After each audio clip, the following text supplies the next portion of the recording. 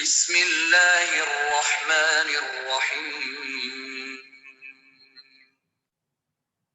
يسألونك عن الأهلة قل هي مواقيت للناس والحج وليس البر بأن تأتوا البيوت من ظهورها ولكن البر من اتقى وأتوا البيوت من أبوابها واتقوا الله لعلكم تفلحون وقاتلوا في سبيل الله الذين يقاتلونكم ولا تعتدوا إن الله لا يحب المعتدين وقتلوهم حيث ثقفتموهم وأخرجوهم من حيث أخرجوكم والفتنة أشد من القتل ولا تقاتلوهم عند المسجد الحرام حتى يقاتلوكم فيه فإن قاتلوكم فاقتلوهم كذلك جزاء الكافرين فإن انتهوا فإن الله غفور رحيم وقاتلوهم حتى لا تكون فتنة ويكون الدين لله فإن انتهوا فلا عدوان إلا على الظالمين الشهر الحرام بالشهر الحرام والحرمات قصاص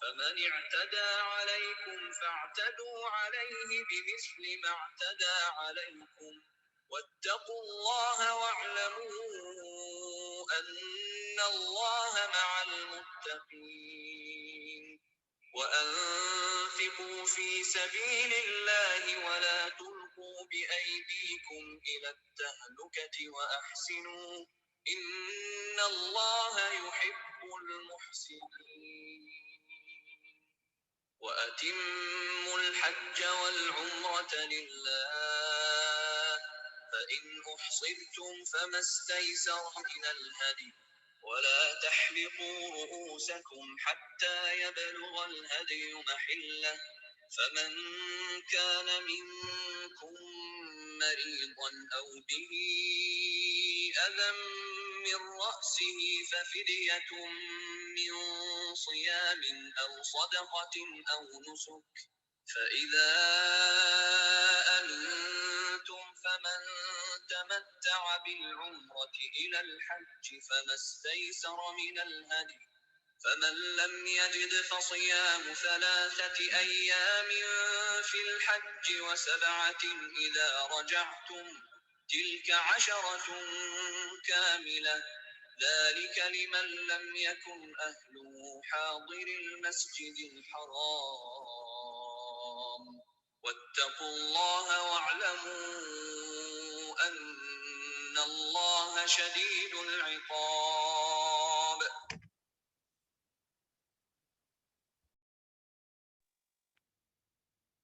اعوذ باللہ من الشیطان الرجیم بسم اللہ الرحمن الرحیم رب اشرح لی صدری ویسر لی امری واحلل عقدۃ من لسانی یفقهوا قولی رب زدنی علما اللہم احسن عاقبتنا فی امور كلها واجرنا من خزي الدنیا وعذاب الآخرہ اللہم طاہر قلبی من النفاق وعملی من الریاء ولسانی من الکذب وعینی من الخیانہ۔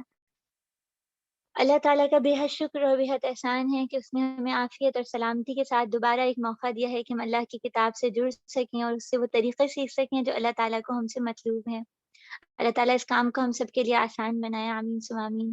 بہنوں، کل ہم نے دوسرے پارے کا آغاز کیا تھا اور جہاں سے ہم رکے تھے وہیں سے آج دوبارہ انشاءاللہ تعالیٰ شروع کرتے ہیں۔ رکوع نمبر 8 آپ کے سامنے ہے۔ رکوع نمبر 8 اور 9 کا میں ترجمہ پڑھوں گی، آپ بھی ساتھ ساتھ پڑھیے گا اور اس کے بعد اس کے اندر سے کچھ نکات پر ہم غور کریں گے۔ یہاں پہ اللہ تعالیٰ فرما رہے ہیں لوگ تم سے چاند کی گھٹتی بڑھتی صورتوں کے متعلق پوچھتے ہیں، کہو یہ لوگوں کے لیے تاریخ کے تعین کی اور حج کی علامتیں ہیں۔ نیز ان سے یہ کہو کہ کوئی نیکی کا کام نہیں ہے کہ اپنے گھروں میں پیچھے کی طرف داخل ہوتے ہو۔ نیکی تو اصل میں یہ ہے کہ آدمی اللہ کی ناراضگی سے بچے، لہذا تم اپنے گھروں میں دروازے سے آیا کرو، البتہ اللہ سے ڈرتے رہو، شاید کہ تمہیں فلاح نصیب ہو جائے۔ اور تم اللہ کی راہ میں لڑو ان لوگوں سے جو تم سے لڑتے ہیں، مگر زیادتی نہ کرو کہ اللہ زیادتی کرنے والے کو پسند نہیں کرتے۔ ان سے لڑو جہاں بھی تمہارا ان سے مقابلہ آئے، اور انہیں نکالو جہاں سے انہوں نے تم کو نکالا ہے، اس لیے کہ اگرچہ قتل برا ہے مگر فتنہ اس سے بھی زیادہ برا ہے۔ اور مسجد حرام کے قریب جب تک وہ تم سے نہ لڑیں تم بھی نہ لڑو، مگر جو وہاں لڑنے سے نہ چوکیں تو تم بھی بے تکلف انہیں مارو کہ ایسے کافروں کی یہی سزا ہے۔ پھر اگر وہ باز آ جائیں تو جان لو کہ اللہ معاف کرنے والا اور رحم فرمانے والا ہے۔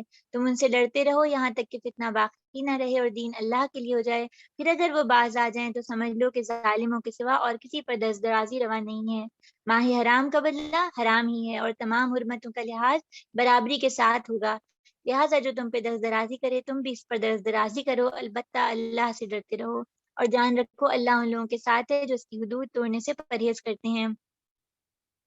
اللہ کی راہ میں خرچ کرو، اپنے ہاتھوں اپنے آپ کو ہلاکت میں نہ ڈالو، احسان کا طریقہ اختیار کرو، اللہ تعالیٰ محسنین کو پسند کرتے ہیں۔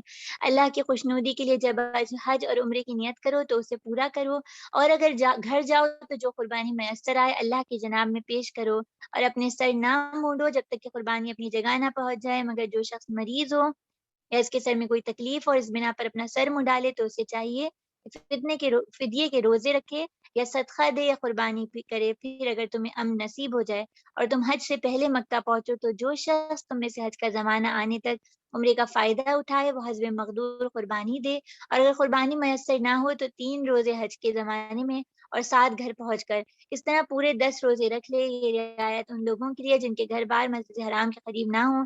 اللہ کے ان احکام کی خلاف ورزی سے بچو اور خوب جان لو کہ اللہ سخت سزا دینے والے ہیں۔ رکو نمبر 9، حج کے مہینے میں سب کو معلوم حج کے مہینے سب کو معلوم ہے۔ جو شخص ان مقرر مہینوں میں حج کی نیت کرے اسے خبردار رہنا چاہیے کہ حج کے دوران اسے کوئی شہوانی فعل، کوئی بدعملی، کوئی لڑائی جھگڑے کی بات سرزد نہ ہو، اور جو نیک کام تم کرو گے وہ اللہ کے علم میں ہوگا۔ سفر حج کے لیے زیادہ راہ لے لو، اور سب سے بہتر زیادہ راہ تو پرہیزگاری ہے، بس اے ہوش مندوں میں نافرمانی سے پرہیز کرو، اور اگر حج کے ساتھ ساتھ اپنے رب کا فضل تلاش کرتے رہو تو اس میں بھی کوئی مذائقہ نہیں۔ پھر جب تم عرفات سے چلو تو مشعر حرام کے پاس ٹھہر کر اللہ کو یاد کرو، اس طرح یاد کرو جس کی ہدایت اس نے تمہیں دی ہے، ورنہ اس سے پہلے تم لوگ بھٹکے ہوئے تھے۔ پھر جہاں سے سب لوگ پلٹتے ہیں وہیں سے تم بھی پلٹو، اور اللہ سے معافی چاہو، یقیناً وہ بے حد معاف کرنے والا اور رحم فرمانے والا ہے۔ پھر جب اپنے حج کے ارکان ادا کر لو تو جس طرح اپنے آباء و اجداد کا ذکر کرتے تھے اس طرح اب اللہ کا ذکر کرو، بلکہ اس سے بھی بڑھ کر، مگر اللہ کو یاد کرنے والے لوگوں میں بھی بہت فرق ہے۔ ان میں سے کوئی تو ایسا ہے جو کہتا ہے اے ہمارے رب ہمیں دنیا میں ہی سب کچھ دے دے، ایسے شخص کے لیے آخرت میں کوئی حصہ نہیں، اور کوئی کہتا ہے ہمارے رب ہمیں دنیا میں بھی بھلائی دیجیے اور آخرت میں بھی ہمیں بھلائی اور آگ کے عذاب سے بچا لیجیے، آمین ثم آمین۔ ایسے لوگ اپنی کمائی کے مطابق دونوں جگہ حصہ پائیں گے، اور اللہ کو حساب چکاتے کچھ دیر نہیں لگتی۔ یہ گنتی کے چند روز ہیں جو تمہیں اللہ کی یاد میں بسر کرنے چاہیے، پھر جو کوئی جلدی کر کے 2 ہی دن میں واپس ہو گیا تو بھی کوئی حرج نہیں، اور کچھ ذرا ٹھہر کے پلٹا تو بھی کوئی حرج نہیں، بشرط یہ کہ دن اس نے تقویٰ کے ساتھ بسر کی ہوں۔ اللہ کی نافرمانی سے بچو اور خوب جان رکھو کہ ایک روز اس کے حضور میں تمہاری پیشی ہونے والی ہے۔ انسانوں میں کوئی تو ایسا ہے جس کی باتیں دنیا کی زندگی میں تمہیں بہت بھلی معلوم ہوتی ہیں اور اپنی نیک نیتی پہ وہ بار بار اللہ کو گواہ ٹھہراتا ہے، مگر حقیقت میں وہ بدترین دشمن حق ہے، اور جب اسے اقتدار حاصل ہوتا ہے تو زمین میں ساری دوڑ دھوپ اس لیے ہوتی ہے کہ فساد پھیلائے، کھیتوں کو غرق کرے اور نسل انسانی کو تباہ کرے، حالانکہ اللہ جسے وہ گواہ بنا رہا تھا فساد کو ہرگز پسند نہیں کرتا۔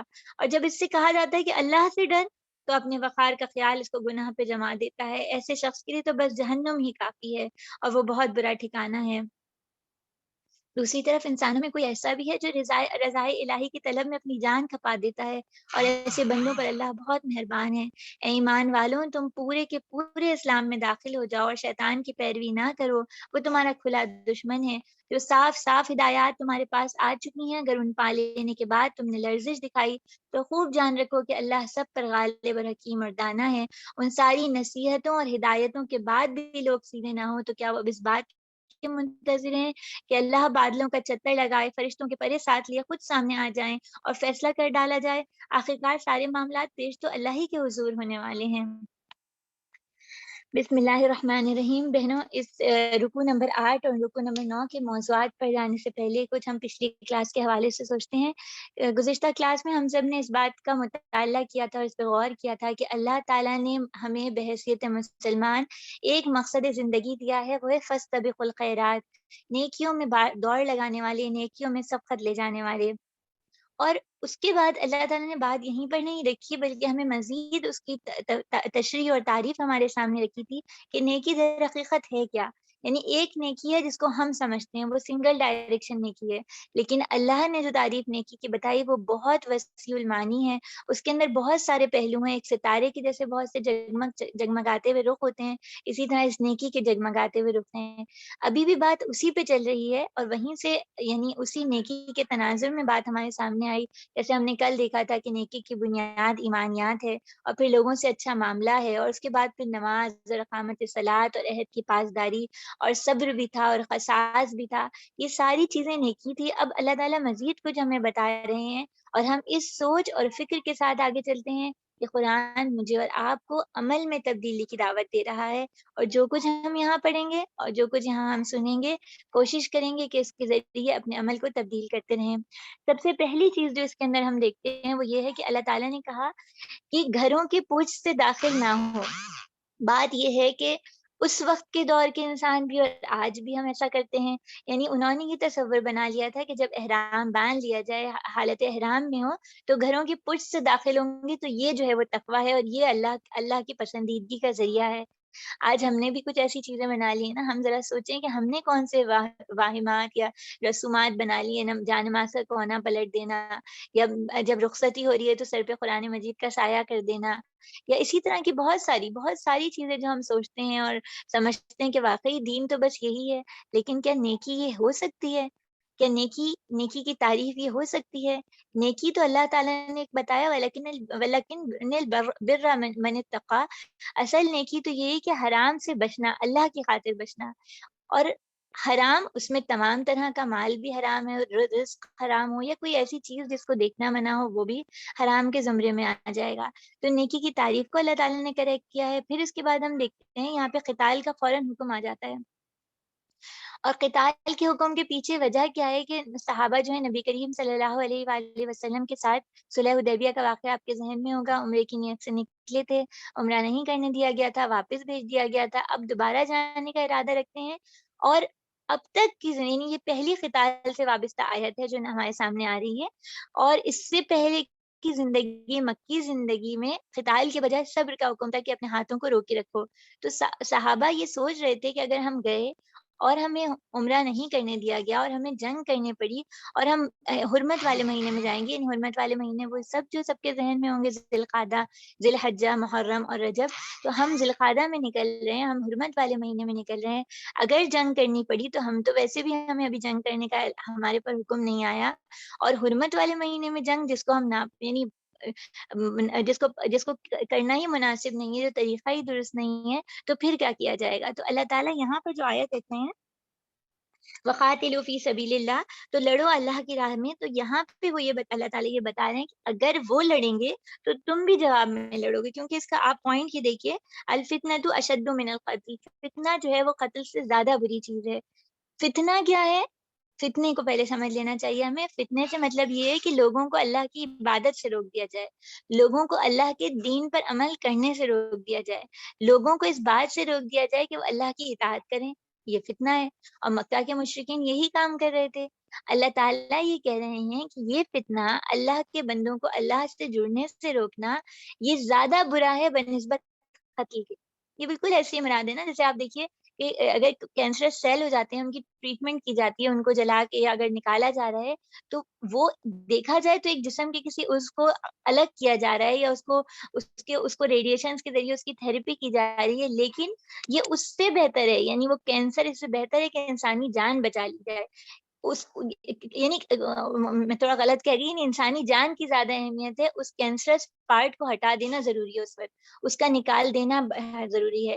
تو جو معاشرے میں فساد کرنے والے فسادی لوگ ہوتے ہیں، ان کو اس سوسائٹی سے نکال دینا یا ان کا علاج کرنا، ان کو جنگ کے ذریعے ختم کرنا، یہ ضروری ہو جاتا ہے۔ یہی اس آیت کا مقصد ہے جو اللہ تعالیٰ ہمیں بتا رہے ہیں۔ اور ہم یہ دیکھتے ہیں کہ اسلام کا مزاج اس قدر خوبصورت ہے کہ یہاں پہ جو آیت کے اندر ہے، یہاں پہ یعنی آگے بھی دیکھیں، ہم اسی عادت میں آتے ہیں نا، پہلا عدوان الا علی الظالمین، یعنی اس میں بھی نا حدود سے نکلنے کو اللہ تعالیٰ نے منع کیا ہے، اور اس میں ہم دیکھتے ہیں نبی کریم صلی اللہ علیہ وآلہ وسلم نے بہت واضح احکامات دیے تھے، اور یہ واضح احکامات کہ جیسے پھلدار درختوں کو نہ کاٹا جائے، یعنی مخالف قوم کے مذہبی لوگوں کو نہ مارا جائے، عورتوں، ضعیف اور بچوں کے اوپر نہ حملہ کیا جائے، اور اسی طرح لاشوں کا مسئلہ نہ کیا جائے، صرف مال کے لیے جنگ نہ کی جائے۔ تو یہ ساری ہدایات جو نبی کریم صلی اللہ علیہ وآلہ وسلم سے ہم تک ہمیں پہنچی ہیں، اور ہمیں ہماری یعنی آئندہ نسلوں کو بھی پہنچتی رہیں گی، یہ اس بات کو بتاتی ہیں کہ اسلام جو ہے نا، وہ جنگ کے بھی کچھ اصول مقرر کرتا ہے، اور اسلام کا جو اعتدال والا مزاج ہے وہ یہاں پہ بھی ہمیں نمایاں ہو کے نظر آتا ہے۔ پھر اسی طرح یہاں پہ آیت جو ہے وہ انفاق کی بھی آیت ہمارے سامنے آتی ہے، اور اس سے پہلے آپ دیکھیے وَأَنفِقُوا فِي سَبِيلِ اللَّهِ، انفاق کی آیت آتی ہے کہ انفاق کرو اللہ کی راہ میں، اور یہاں جو سوچنے والا نقطہ ہے نا کہ اپنے ہاتھوں اپنی ہلاکت کا انتظام نہ کرو، اس کے بارے میں یہ آیت آتی ہے کہ یہ نہ ہو کہ انسان انفاق فی سبیل اللہ یا اللہ کی راہ میں دینے میں بھی اس طرح حد سے نکل جائے کہ جو کچھ ہے وہ اللہ کی راہ میں لگا دیا، اور اپنے گھر والے جو ہیں وہ مفلس ہو گئے یا ہاتھ پھیلانے پہ مجبور ہو گئے۔ اسلام ہمیں اعتدال سکھاتا ہے، یعنی گھر والوں کی ضروریات بھی پوری کی جائیں گی، اور اس میں ساری چیزیں، یعنی اللہ کی راہ میں اگر مال لگایا جائے یا اپنی توانائی لگائی جائے یا اپنی وقت صلاحیتیں جو چیز بھی لگائی جائے، اس میں گھر والوں کا، قریبی لوگوں کا بھی حصہ ہے، اپنی جان کا بھی حصہ ہے، اور ایسا نہ ہو کہ اس کام کے سلسلے میں انسان اتنا کھپ جائے کہ گھر والے اور گھر میں موجود افراد یا اپنی جان جو ہے اس کو نظر انداز کر دے۔ تو اس پہ بھی غور کرنا چاہیے، اور اسی طرح ہمیں صحابہ سے یہ بھی پتہ چلتا ہے کہ اس کے اندر جو ہے وہ یہ بھی شامل ہے، جیسے حضرت ابو ایوب انصاری سے ہمیں یہ بات پتہ چلتی ہے کہ یہ جو بات کہ اپنی جانوں کو ہلاکت میں اپنے ہاتھوں نہ ڈالو، اس سے مراد ہے کہ جہاد کو ختم نہیں کرنا، یہ سمجھ کے کہ بس اب دنیا میں جہاد کی ضرورت نہیں رہی، کہیں نہ کہیں فساد ہو رہا ہوگا، اور امت کا فرض رہے گا کہ اس فساد کا حل یا تدارک تلاش کرتی رہے۔ پھر یہاں پہ اللہ تعالیٰ نے یہ بات بھی رکھی، واللہ یحب المحسنین، تو جہاں جہاں یہ والی آیات آتی ہے نا کہ اللہ تعالیٰ محبت کرتے ہیں، تو ان کو اپنے پاس ہائی لائٹ کر لیا کہ تاکہ ہم ان محبت کرنے والوں میں اپنے آپ کو شامل کرنے کی کوشش تو کریں، یا یہ معلوم تو کریں کہ اللہ تعالیٰ کن کو محبت کرتے ہیں۔ یہاں اللہ تعالیٰ نے احسان کرنے والوں سے محبت کا اظہار کیا ہے، اور احسان کیا ہوتا ہے؟ احسان جو ہے وہ در حقیقت یہ ہے کہ جیسے وہ آپ نے حدیث جبرائیل بھی پڑھی ہوگی، جس میں اللہ کے رسول صلی اللہ علیہ وآلہ وسلم نے فرمایا تھا کہ احسان یہ ہے کہ تم اللہ کی عبادت اس طرح کرو گویا تم اسے دیکھ رہے ہو، اور اگر یہ درجہ نہ حاصل کرو تو پھر یہ سمجھو کہ وہ تمہیں دیکھ رہا ہے۔ یہ اللہ کے یا عبادات کے معاملے میں احسان کا رویہ ہے، اور ایک احسان کا رویہ بندوں کے معاملات میں بھی اللہ تعالیٰ نے ہمیں سکھایا ہے، جیسے کہ حدیث سے ہمیں پتہ چلتا ہے کہ تم اپنے بھائی کے لیے وہی پسند کرو جو اپنے لیے پسند کرتے ہو۔ تو یہ معاملہ، یہ احسان کا رویہ مجھ سے اور آپ سے قرآن مجید کو مطلوب ہے۔ تو میں اور آپ پھر دیکھیں، یعنی ہم یہ بھی دیکھیں کہ سب سے پہلی چیز کہ ہمارا نیکی کے بارے میں کیا گمان ہے، ہم نے کون سی رائچولس کو نیکی سمجھ لیا جبکہ در حقیقت وہ نہیں ہے۔ ہم یہ بھی دیکھیں کہ کیا دین کی راہ میں لگنے کے لیے ہم نے ایسا تو نہیں کیا کہ ہم کسی اور کا حق مار رہے ہوں یا اس کے لیے نقصان کا سبب بن رہے ہوں، اور اس میں ہم یہ بھی دیکھیں کہ کیا اس میں ہم یہ بھی دیکھیں کہ احسان کا رویہ ہمارے اندر کس حد تک موجود ہے۔ پھر یہاں پہ ایک اور چیز جو آئی وہ حج اور عمرے سے متعلق احکامات آئے ہیں، اور حج کی جو پوری تھیم ہے نا، اگر آپ اس کو سمجھیے تو حج کی تھیم ہے کیا؟ یعنی پوری ایک بہت بڑی تعداد، امت کا کافی بڑا حصہ اس وقت موجود ہوتا ہے، ایک سے لباس میں، بہت کم ان کے پاس سامان ہوتا ہے، اور یعنی کتنی سہل سی زندگی ہوتی ہے نا، رخ اللہ کی جانب ہوتا ہے، تمام نیت یہ ہوتی ہے کہ اللہ تعالیٰ راضی ہو جائیں، اور اس کے لیے وہ سارے طریقے اسی طرح کر رہے ہوتے ہیں جیسے کہ اللہ اور اس کے رسول صلی اللہ علیہ وآلہ وسلم نے بتایا ہے۔ تو یہ وہ حج ہے، یہ وہ ٹریننگ ہے، یہ وہ طریقہ کار ہے جو مجھے آپ کو زندگی میں بھی رکھنا ہے۔ کم سامان، ہلکے-پھلکے سفر کے لیے سہولت رہتی ہے۔ اس چیز کو ہم ٹریول کرتے ہوئے بھی دیکھتے ہیں کہ جتنا زیادہ لگیج ہوتا ہے، اتنا ہی انسان مختلف جگہوں پہ رکتا ہے، کبھی چیکنگ کرواتا ہے، مشکل ہوتی ہے، اور جو ایک چھوٹا-سا سوٹ کیس یا ایک چھوٹا-سا بیگ لیے ہوتے ہیں، وہ آرام سے امیگریشن سے نکلتے ہوئے چلے جاتے ہیں۔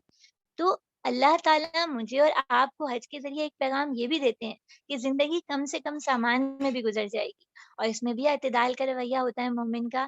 آج کرونا وائرس نے جو ہمیں سبق سکھایا ہے، وہ یہ بھی سکھایا ہے نا کہ بہت سی چیزیں ہمیں جن کو لازمی اور لازم و ملزوم سمجھتے تھے اپنی زندگیوں کی، آج ان کے بغیر بھی وقت گزر رہا ہے۔ تو میں اور آپ پھر اپنے آپ کو دیکھیں کہ ہمارے پاس کتنا سامان موجود ہے، اور کتنی چیزوں کی ضرورت ہے اور کتنے کی نہیں ہے۔ اور پھر اسی طرح پھر اس میں یہ بھی دیکھیے گا کہ اللہ تعالیٰ نے بتایا تھا کہ حج اور عمرے کے دوران جن چیزوں کو منع کیا ہے، یعنی خاتون سے رابطہ ہے، یعنی کسی خاتون سے محرم وہ جو یعنی یعنی کسی عورت سے اس طرح کی بے حجاب گفتگو ہو گئی، یا اسی طرح فسوق یعنی گناہ کا کام، اور جدال یعنی لڑائی، یہ چیزیں اللہ تعالیٰ نے منع کی ہیں۔ اور پھر اس میں دیکھیے اسلام کی بہت خوبصورتی ہمارے سامنے نظر آتی ہے۔ امت وسط بننے کا مطلب سمجھ آتا ہے کہ اللہ تعالیٰ نے جہاں سر منڈوانے کا حکم دیا، وہاں یہ بتا دیا کہ کوئی مریض ہو، اس کے سر میں درد ہو، تو کوئی بات نہیں، وہ اس کام کو نہ بھی کرے اور اس کے بدلے کچھ دے دے تو وہ بھی اللہ تعالیٰ قبول کر لیں گے۔ اللہ تعالیٰ آسانیاں دینے والے ہیں۔ میں اور آپ زندگی میں آسانیاں دیتے ہیں یا مشکلیں بانٹتے ہیں؟ اس کا ہم سب سوچیں۔ پھر اسی طرح ان آیات میں یہ بھی ذکر آیا تھا کہ اللہ کا ذکر، استغفار اور ذکر۔ آپ دیکھیے، ہائی لائٹ کیجیے گا اپنے پاس، حج کی جو آیات ہیں ان میں اللہ تعالیٰ بار بار کہتے ہیں اللہ کا ذکر کرو، اللہ سے استغفار کرو، پھر اللہ کا ذکر کرو۔ کیوں؟ ہوتا یہ ہے کہ ہم سب کے ساتھ معاملہ ہے کہ ہم جب کوئی نیکی کا کام کرتے ہیں نا، ہمارے دل میں بہت سکون سی نیکی کی، یعنی یہ اس کا ایک رزلٹ ہے کہ نیکی کے نتیجے میں انسان کے دل کو اطمینان قلب حاصل ہوتا ہے، اس کے دل میں ایک سکون اور سکینت نازل ہوتی ہے۔ اب کوئی بھی کام، چھوٹی سی نیکی ہو یا بڑی سی نیکی ہو، اور یہی وجہ ہے کہ دنیا کے جو جرائم پیشہ لوگ ہوتے ہیں نا، وہ بھی اپنے لیے کوئی نہ کوئی نیکی سوچ لیتے ہیں، وہ چیریٹی ورک میں اپنی رقم لگا دیتے ہیں۔ آپ نے سنا ہوگا بڑے بڑے لٹیرے ہیں، وہ مساجد کی چھت بنوا دیتے ہیں، بیواؤں کو حج کروا دیتے ہیں، سبیلیں لگوا دیتے ہیں، اس طرح کے کام کرتے ہیں۔ کیوں؟ کیونکہ اس نیکی سے ان کو ایک خوشی حاصل ہوتی ہے، اس نیکی سے ان کو لگتا ہے کہ بس اب گناہ دھل گئے، صفائی ہو گئی، پاکی ہو گئی، اور مطمئن ہو جاتا ہے۔ اللہ تعالیٰ یہ بتا رہے ہیں کہ جب ہم حالت حج میں ہوتے ہیں، حالت احرام میں ہوتے ہیں، اور ہمیں یہ پتہ چل رہا ہوتا ہے کہ گناہ دھل رہے ہیں، گناہ صاف ہو رہے ہیں، تو اس وقت ایسا نہ ہو کہ انسان اپنی نیکی پہ اتنا خوش اور مطمئن ہو جائے کہ پھر اس کو پتہ ہی نہ چلے وہ غلطیاں اور گناہ کرتا رہے۔ تو ان سے بچنے کا ذریعہ اللہ کی یاد ہے، یعنی جب تک ہم اللہ سے کنیکٹڈ رہیں گے، اتنا ہی دور ہم شیطان سے رہیں گے۔ اللہ سے کنیکشن، شیطان سے دوری ہے۔ تو یہ چیز اسی لیے بار-بار، اور پھر اس میں استغفار کا بھی ذکر ہے، کیونکہ شیطان ایسے لمحات میں جب انسان کوئی اچھا کام کر رہا ہوتا ہے، زیادہ اس کے اوپر اٹیک کرتا ہے، زیادہ اس کے پیچھے پڑ جاتا ہے، تو اس وقت نجات کا ذریعہ ذکر اور استغفار بھی ہے۔ اور یہ قرآن مجید میں اور بھی بہت سے مقامات میں ہم دیکھتے ہیں نا، فَإِذَا فَرَغْتَ فَانصَبْ والی آیت یاد کیجیے گا کہ جب تم فارغ ہو تو اپنے رب کی عبادت کے لیے کھڑے ہو جاؤ۔ تو یہ طریقہ ہمارا ہونا چاہیے کہ جب بھی کوئی نیکی کا کام کریں، نیکی کے کام کو نیکی کے کام سے جوڑیں۔ پھر اسی طرح یہاں پہ طواف کے بعد جو ایک ہم مسنون دعا بھی ہے، ربنا آتنا فی الدنیا حسنۃ وفی الآخرۃ حسنۃ وقنا عذاب النار، یہ دعا اللہ تعالیٰ نے ہمیں بتائی۔ پھر وہیں اعتدال کا رویہ کہ مسلمان ایسا بھی نہیں ہوتا کہ صرف دنیا کے لیے دعا مانگتے مانگتے ختم ہو جائے، دنیا سنوارتے سنوارتے ختم ہو جائے، اور مسلمان ایسا بھی نہیں ہوتا کہ صرف آخرت ہی کے لیے دعا مانگے اور دنیا کی کوئی فکر نہ کرے۔ نبی کریم صلی اللہ علیہ وآلہ وسلم کی بہت پیاری دعا ہے، یقیناً آپ نے یاد کی ہوگی، اگر نہیں کی تو ضرور یاد کیجیے کہ اللہ میری دنیا کو بھی سنوار دے، کہ اس پہ میری آخرت کا دار و مدار ہے۔ اس مکمل دعا کو ڈھونڈیے گا اور اس کو یاد کیجیے گا، اور کوشش کیجیے کہ اپنے پاس ایک ڈائری بنائیے جس میں قرآن مجید کی دعائیں نوٹ کرتی جائیے۔ یہ بہت پیاری دعائیں ہیں اور ساری زندگی لمحے لمحے کام آتی رہیں گی۔ پھر اسی طرح ہم نے دیکھا یہاں پہ اللہ تعالیٰ نے 2 رویے بھی ہمارے سامنے رکھے نا۔ ایک ایسے شخص کا رویہ ہے، ایک منافق تھا، اخنس بن شریق کے نام آتا ہے اس کا، کہ یہ نبی کریم صلی اللہ علیہ وآلہ وسلم کے سامنے آتا تھا، بڑی میٹھی میٹھی باتیں کرتا تھا، بہت اونچے اونچے دعوے کرتا تھا، لیکن اصل میں وہ بالکل اندر سے کھوٹا سکہ تھا، یعنی اس کے اندر کوئی اس کے دل میں نہ ایمان تھا، نہ اس کے دل میں اللہ کی محبت تھی، بس وہ اوپری باتیں کرتا تھا۔ تو مجھے اور آپ کو اپنا جائزہ لینا ہے کہ ہم اوپر سے میٹھی میٹھی باتیں کرنے والے ہیں یا اندر سے بھی ہمارا یہ معاملہ ہے۔ پھر اسی طرح ہم دیکھتے ہیں کہ اس میں اللہ تعالیٰ نے دوسرا جو رویہ رکھا، ایک تو شدید جھگڑالو اور فساد پرور شخص کا تھا جو نسل انسانی کو نقصان پہنچانے والا تھا۔ دوسرا رویہ ہم نے دیکھا حضرت صہیب رومی رضی اللہ تعالیٰ عنہ کے حوالے سے یہ آتا ہے کہ وہ ایسا شخص ہے مرضات اللہ، اللہ کے لیے اپنی جان کو کھپا دینے والا ہے۔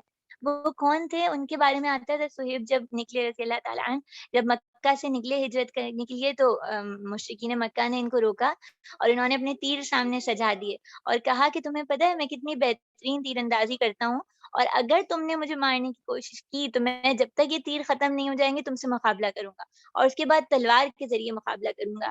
اور ایک میں تمہیں تجارت یہ بتاتا ہوں کہ مکے میں میرا مال ہے اور اس مال کو میں تمہیں بتاتا ہوں کہ کہاں وہ مال محفوظ ہے، اور تم اس مال کو جو ہے لے لو اور اس طرح جو ہے تم مجھے چھوڑ دو۔ تو مشرکین بڑے خوش ہوئے، انہوں نے کہا ٹھیک ہے آپ ہمیں مال دے دیجئے اور آپ جائیے۔ تو جب حضرت صہیب مدینہ پہنچے تو نبی کریم صلی اللہ علیہ وآلہ وسلم نے کہا تم نے بڑی اچھی تجارت کی۔ تو یہ وہ لوگ ہیں جو اللہ کے لیے جان کھپاتے ہیں، اور میں اور آپ کس چیز کے لیے جان کھپاتے ہیں؟ کیا دنیا کی تعریفوں کے لیے؟ کیا وقتی فائدے کے لیے؟ کچھ آرام کے لیے؟ اسٹیٹس کو بلند کرنے کے لیے؟ ہمیں اپنا جائزہ لینا ہوگا۔ اور پھر اس کے بعد آخری جو اس میں دیکھیں گے ہم، وَادْخُلُوا فِي السِّلْمِ كَافَّةً والی آیت ہے کہ اسلام میں پورے کے پورے داخل ہو جاؤ۔ میں اور آپ پوری بہت اچھی طرح اس بات کو جانتے ہیں، گاڑی میں بیٹھتے ہیں تو پورا بیٹھتے ہیں، آدھے لٹکے رہیں گے تو نقصان پہنچے گا۔ ڈاکٹر جو پرسکرپشن دیتا ہے اسے پورا عمل کرتے ہیں، پتہ ہے کہ اگر آدھی آدھا کھایا ہے تو اتنا فائدہ نہیں ہوگا۔ دنیا کے معاملے میں ہر چیز میں پوری طرح، شادی کا موقع آئے گا دل و جان سے کھپ جاتے ہیں ان شادی کی تیاریوں میں۔ کسی بچے کی ولادت کا موقع آتا ہے پہلے سے تیاریاں شروع ہو جاتی ہیں، شاپنگ سے لے کے نام سوچنے سے لے کر ڈاکٹروں کے پاس جانے تک لے کر ہر چیز کی تیاری میں پورے کے پورے دل و جان سے ذہنی طور پہ کھپ جاتے ہیں۔ اللہ تعالیٰ مجھ سے آپ سے کہہ رہے ہیں اسلام میں بھی پوری طرح داخل ہو جاؤ، اور اس پوری طرح میں کیا شامل ہے؟ یعنی اپنے دل دماغ نظر ہر چیز کو لے کے حاضر ہوں، اور اس کے علاوہ ہمارے خیالات نظریات ہر چیز اللہ کے مطابق بن جائے، اور اس میں ہم اسلام کا پورا سسٹم لیں، یعنی ہمارے گھر کی شادی بھی اسی حساب سے ہو، ہماری میل جول بھی اسی حساب سے ہو، ہمارا لین دین ہر چیز اسی حساب سے ہو جیسے کہ اسلام چاہتا ہے ہم سے۔ اور یہ یہاں تک ہم نے اس کا وہ کیا، اب ہم انشاءاللہ تعالیٰ ہم رکوع نمبر 10 اور 11 کا مطالعہ کرتے ہیں۔ بنی اسرائیل سے پوچھو کیسی کیسی کھلی نشانیاں ہم نے انہیں دکھائی ہیں، اور ان سے یہ بھی پوچھو کہ اللہ کی نعمت پانے کے بعد جو قوم اس کو شقاوت سے بدلتی ہے اسے اللہ کیسی سخت سزا دیتا ہے۔ جن لوگوں نے کفر کی راہ اختیار کی ان کے لیے دنیا کی زندگی بڑی محبوب اور دل پسند بنا دی گئی ہے۔ ایسے لوگ ایمان کی راہ اختیار کرنے والوں کا مذاق اڑاتے ہیں، مگر قیامت کے روز پرہیزگار لوگ ہی ان کے مقابلے میں اعلیٰ مقام ہوں گے۔ رہا دنیا کا رزق تو اللہ کو اختیار ہے جسے چاہے حساب دے۔ ابتدا میں سب لوگ ایک ہی طریقے پہ تھے، پھر یہ اختلاف حالت باقی نہ رہی اور اختلاف رونما ہوئے، تب اللہ نے نبی بھیجے جو راست روئی پر اور بشارت دینے والے اور کجروی کے نتائج سے ڈرانے والے تھے، اور ان کے ساتھ کتاب برحق نازل کی تاکہ حق کے بارے میں لوگوں کے درمیان جو اختلاف ہیں ان کا فیصلہ کریں۔ اور ان اختلاف کے رونما ہونے کی وجہ یہ نہیں تھی کہ ابتدا میں لوگوں کو حق نہیں بتایا گیا تھا، اختلاف ان لوگوں نے کیا جنہیں حق کا عمل دیا جا چکا تھا، اور انہوں نے روشن ہدایات پا لینے کے بعد محض اس لیے حق کو چھوڑ کر مختلف طریقے نکالے کہ وہ آپس میں زیادتی کرنا چاہ رہے تھے۔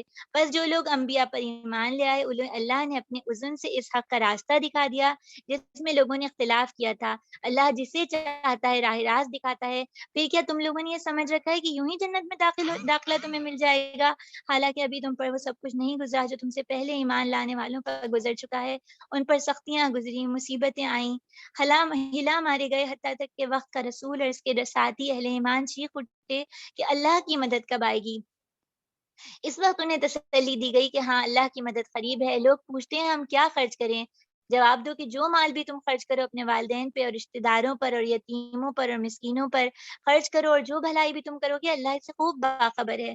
تمہیں جنگ کا حکم دیا گیا ہے، وہ تمہیں ناگوار ہے۔ ہو سکتا ہے ایک چیز تمہیں ناگوار ہو اور وہی تمہارے لیے بہتر ہو، اور ہو سکتا ہے کہ ایک چیز تمہیں پسند ہو اور وہی تمہارے لیے بھلی ہو۔ اللہ خوب جانتا ہے، تم نہیں جانتے۔ رکو نمبر 11۔ لوگ پوچھتے ہیں کہ ماہ حرام میں لڑنا کیسا ہے؟ کہو اس میں لڑنا بہت برا ہے، مگر اللہ کی راہ سے لوگوں کو روکنا اور اللہ سے کفر کرنا اور مسجد حرام کا راستہ خدا کے بندوں پر بند کرنا اور حرم کے رہنے والوں کو وہاں سے نکالنا اللہ کے نزدیک اس سے بھی زیادہ برا ہے. اور فتنہ خون ریزی سے شدید تر ہے. وہ تو تم سے لڑ ہی جائیں گے، حتیٰ کہ اگر ان کا بس چلے تو تمہیں اس دین سے پھرا لے جائیں. اور تم میں سے کوئی جو اس دین سے پھرے گا اور کفر کی حالت میں جان دے گا، اس کے اعمال دنیا اور آخرت میں دونوں میں ضائع کر دیے جائیں گے. ایسے لوگ جہنمی اور ہمیشہ جہنم میں رہیں گے. اللہ تعالیٰ ہم سب کو جہنم کے عذاب سے اپنی پناہ میں رکھیں. بخلاف اس کے جو لوگ ایمان لائے اور جنہوں نے اللہ کی راہ میں اپنا گھر بار چھوڑا اور جہاد کیا، وہ رحمت الہی کے جائز امیدوار ہیں، اور اللہ ان کی لرزشوں کو معاف کرنے والا ہے اور اپنی رحمت سے انہیں نوازنے والا ہے. پوچھتے ہیں شراب اور جوئے کا کیا حکم ہے؟ کہو ان دونوں چیزوں میں بڑی خرابی ہے. اگرچہ ان میں لوگوں کے لیے کچھ منافع بھی ہے، مگر ان کا نقصان منافع سے زیادہ ہے. پوچھتے ہیں ہم راہ خدا میں کیا خرچ کریں؟ کہو جو کچھ تمہاری ضرورت سے زیادہ ہو. اس طرح اللہ تمہارے لیے صاف صاف احکام بیان کرتا ہے، شاید کہ تم دنیا اور آخرت کی فکر کرو. پوچھتے ہیں یتیموں کے ساتھ کیا معاملہ کیا جائے؟ کہو جس طرح طرز عمل میں ان کے لیے بھلائی ہو وہی اختیار کرنا بہتر ہے. اگر تم اپنا اور ان کا خرچ اور رہنا سہنا مشترکہ رکھو تو اس میں بھی کوئی مذائقہ نہیں. وہ تمہارے بھائی بند ہیں، تو برائی کرنے والے اور بھلائی کرنے والے دونوں کا حال اللہ پر روشن ہے. اللہ چاہتا تو اس معاملے میں تم پہ سختی کرتا، مگر وہ صاحب اختیار ہونے کے ساتھ صاحب حکمت بھی ہے. تم مشرک عورتوں کے ساتھ ہرگز نکاح نہ کرنا جب تک کہ وہ ایمان نہ لے آئیں. ایک مومن لونڈی مشرک شریف زادی سے بہتر ہے، اگرچہ وہ تمہیں پسند ہو. اور اپنی عورتوں کے نکاح مشرک مردوں سے کبھی نہ کرنا جب تک کہ وہ ایمان نہ لے آئیں. ایک مومن غلام مشرک شریف سے بہتر ہے، اگرچہ تمہیں وہ بہت پسند ہے. یہ لوگ تمہیں آگ کی طرف بلاتے ہیں اور اللہ تمہیں اپنی اذن سے جنت اور مغفرت کی طرف بلاتا ہے. وہ اپنے احکام واضح طور پہ لوگوں کے سامنے بیان کرتا ہے. توقع ہے کہ وہ سبق لیں اور نصیحت قبول کریں. اس میں پیاری بہنوں یہ رکو نمبر 10 سے 11 ہم نے اس کا مطالعہ کیا، اور اس کے اندر جو ہمارے پاس سب سے پہلی چیز آتی ہے وہ دیکھیے کہ ہم نے نیکی کی تعریف یہ سمجھی کہ نیکی جو ہے وہ مختلف طرح کی نیکیاں تھیں، لیکن وہ بہت آسان والی نیکیاں تھیں. یعنی آسان اس لحاظ سے کہ بس نفس پہ بوجھ تھا نا، جان پہ اس طرح کی ضرب نہیں آئی. جیسے کہ آیت نمبر 210 ہے تقریباً، اس کے اندر اللہ تعالیٰ یہ بتاتے ہیں، جی 210 تک ہے. اس کے اندر اللہ تعالیٰ یہ بتا رہے ہیں کہ ایمان والے لانے والوں پہ تو ایسی ایسی آزمائشیں آئیں اور وہ سب آپ کے ذہن میں ہوں گی. خباب بن ارد کا، حضرت خباب بن ارد کا واقعہ رضی اللہ تعالیٰ عنہ، اسی طرح حضرت بلال حبشی رضی اللہ تعالیٰ عنہ کا واقعہ، بہت سارے واقعات ہیں. حضرت سمیہ کا واقعہ سوچیے کیا کیا ان پہ تکلیف گزری. اور ابھی ہم حضرت حاجرہ کے واقعے سے بھی گزرے ہیں کہ حضرت عائشہ حاجرہ جب ایمان لائی، انہوں نے جب اللہ پہ یقین کیا تو انہیں اپنا سب کچھ چھوڑ کے ایک صحرا میں آباد ہونا پڑا. اور اب آگے ہمارے پاس حضرت مریم کا بھی ذکر آئے گا کہ ایمان لانے کے بعد، اللہ پہ یقین رکھنے کے بعد ان کے اوپر کتنی بھاری ذمہ داری تھی کہ ایک تنہا ولادت کے پورے مرحلے سے گزرنا تھا اور لوگوں کی باتیں بھی برداشت کرنی تھی. کتنا تکلیفیں تھیں. اللہ تعالیٰ بتا رہے ہیں کہ ایمان لانے والوں کے اوپر تو ایسی آزمائشیں آتی ہیں اور ان کا معاملہ جو ہے وہ کتنا مشکل ہوتا ہے. اور پھر میرا اور آپ کا معاملہ کیا ہے؟ ہم نے کتنا آسان سمجھ لیا ہے نا نیکی کو، کہ بس میں گھر میں بیٹھ کے بہت لمبی لمبی تسبیحات پڑھ لوں، نوافل پڑھ لوں، کثرت سے عمرے کے لیے چلی جاؤں، عمرے کر لوں اور کچھ غریبوں کی مدد کر دوں اور بس میری نیکی مکمل ہو گئی. لیکن یہاں تو اللہ تعالیٰ نے کچھ اور تعریف ہمارے سامنے رکھی ہے. پھر اسی طرح ہم یہاں پہ دیکھتے ہیں کہ شراب اور جوئے کا بتدریج حکم آیا ہے. یہ اسلام کا مزاج بہت ہی خوبصورت ہے. شراب جیسی چیز جو عرب معاشرے میں نفوذ کر گئی تھی، لوگوں کے گھروں میں عام تھی، لوگ اس کا کاروبار کرتے تھے، اللہ تعالیٰ آہستہ آہستہ آہستہ آہستہ اس چیز کو ان سے دور کر رہے ہیں. اور ابتدا میں کس طرح کہ اس کے نقصان زیادہ ہیں، اس کے نفع کم ہے. تو میں اور آپ بھی دیکھیں آج بھی بہت ساری ایڈکشنز پھیلی ہوئی ہیں. وہ ایڈکشنز کئی صورتوں میں ہمارے گھروں میں موجود ہیں، چاہے وہ اسکرین ایڈکشن کہہ لیجیے اس کی ایک مثال. تو مجھے اور آپ کو یہ سوچنا ہے کہ ان ایڈکشن سے نکلنے کے لیے کس طرح آہستہ آہستہ جانا ہے. یعنی کبھی بھی ایسا نہیں ہو سکتا کہ کوئی اوپر والی سیڑھی پہ کھڑا اور اس سے کہا جائے تم نیچے 10 سیڑھی سے نیچے چھلانگ لگاؤ اور صحیح سلامت اتر جاؤ. پھر تو مشکل ہی ہے نا، چوٹ لگے گی. تو کسی بھی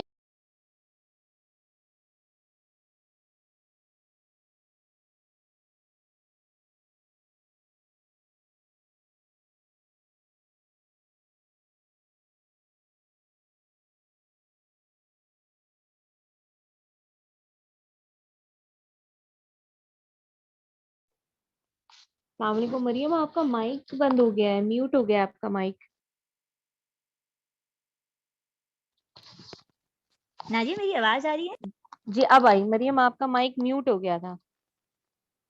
میرے پاس نا کسی کی کال آ رہی تھی سارا، تو آٹومیٹکلی میوٹ ہو گیا تھا. یہ ابھی بس 1 منٹ پہلے ہوا ہے نا؟ جی جی بس 1 منٹ پہلے.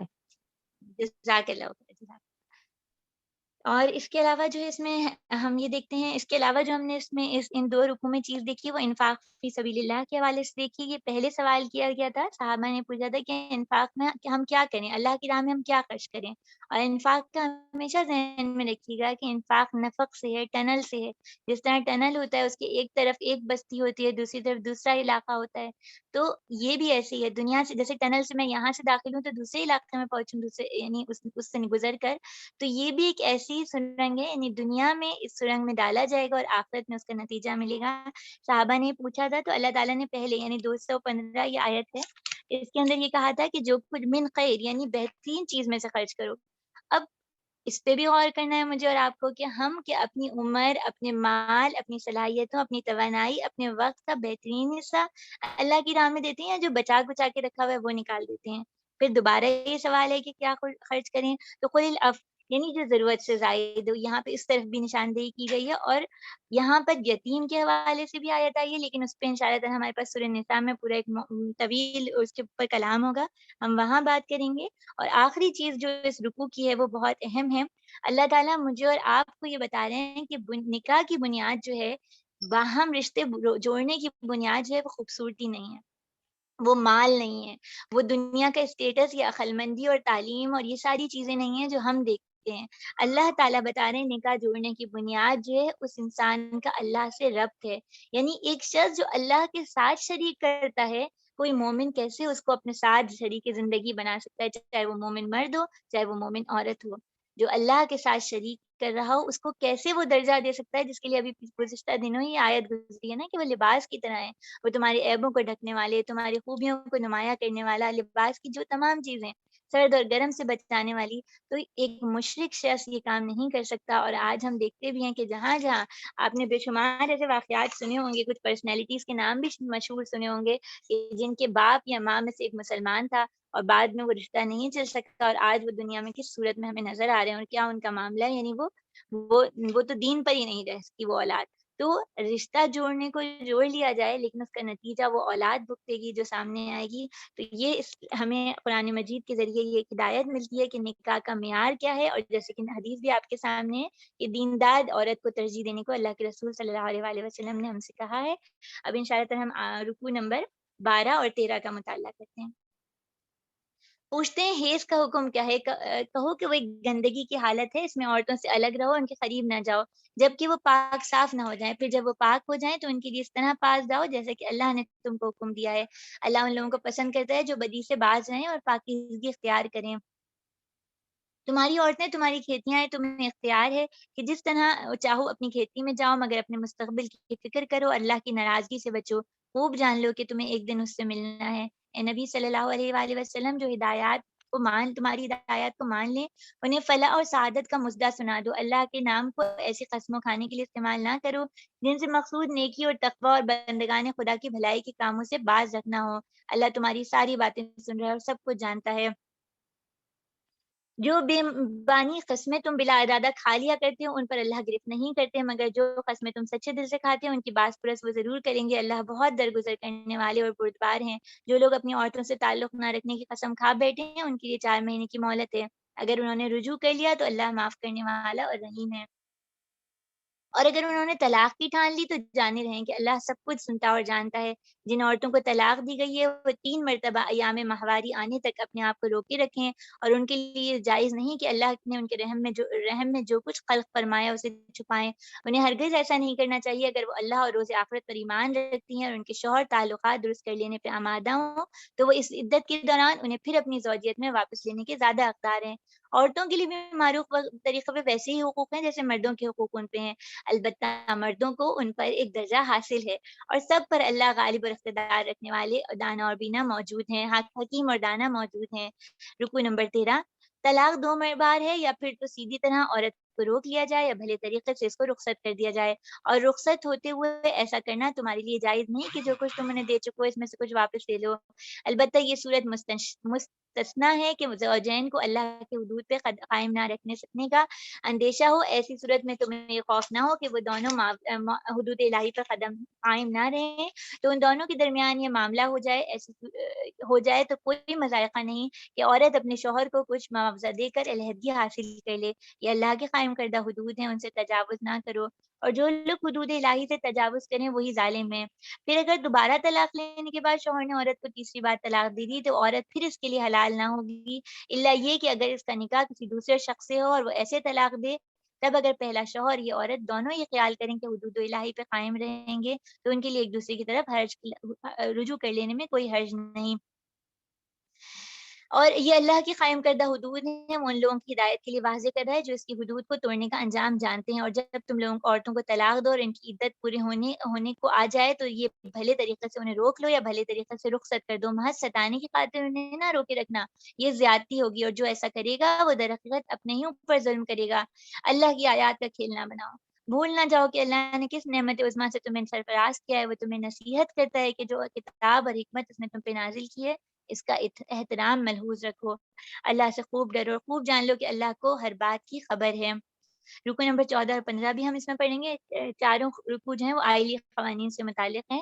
جب تم اپنی عورتوں کو طلاق دے چکو اور وہ اپنی عدت پوری کر لیں تو پھر اس میں معنی نہ ہو کہ وہ اپنے زیر تجویز شوہروں سے نکاح کر لیں، اور جب معروف طریقے سے باہم مناکحت پہ راضی ہو جائیں تو تمہیں نصیحت کی جاتی ہے ایسی حرکت ہرگز نہ کرنا اگر تم اللہ اور روز آخرت پر ایمان والے ہو. تمہارے لیے شائستہ اور پاکیزہ طریقہ یہ ہے کہ اللہ کہ اس سے باز رہو، اللہ جانتا ہے تم نہیں جانتے. جو باپ چاہتے ہیں کہ ان کی اولاد پوری مدت رضاعت تک دودھ پیے تو مائیں اپنے بچوں کو کامل 2 سال دودھ پلائیں. اس صورت میں بچوں کے باپ کو معروف طریقے سے انہیں کھانا کپڑا دینا ہوگا، مگر کسی پر اس کی وسعت سے بڑھ کے بار نہ ڈالنا چاہیے. نہ تو ماں کو اس وجہ سے تکلیف میں ڈالا جائے کہ بچہ اس کا ہے، اور نہ باپ کو اس وجہ سے تکلیف پریشان کیا جائے کہ بچہ اس کا ہے.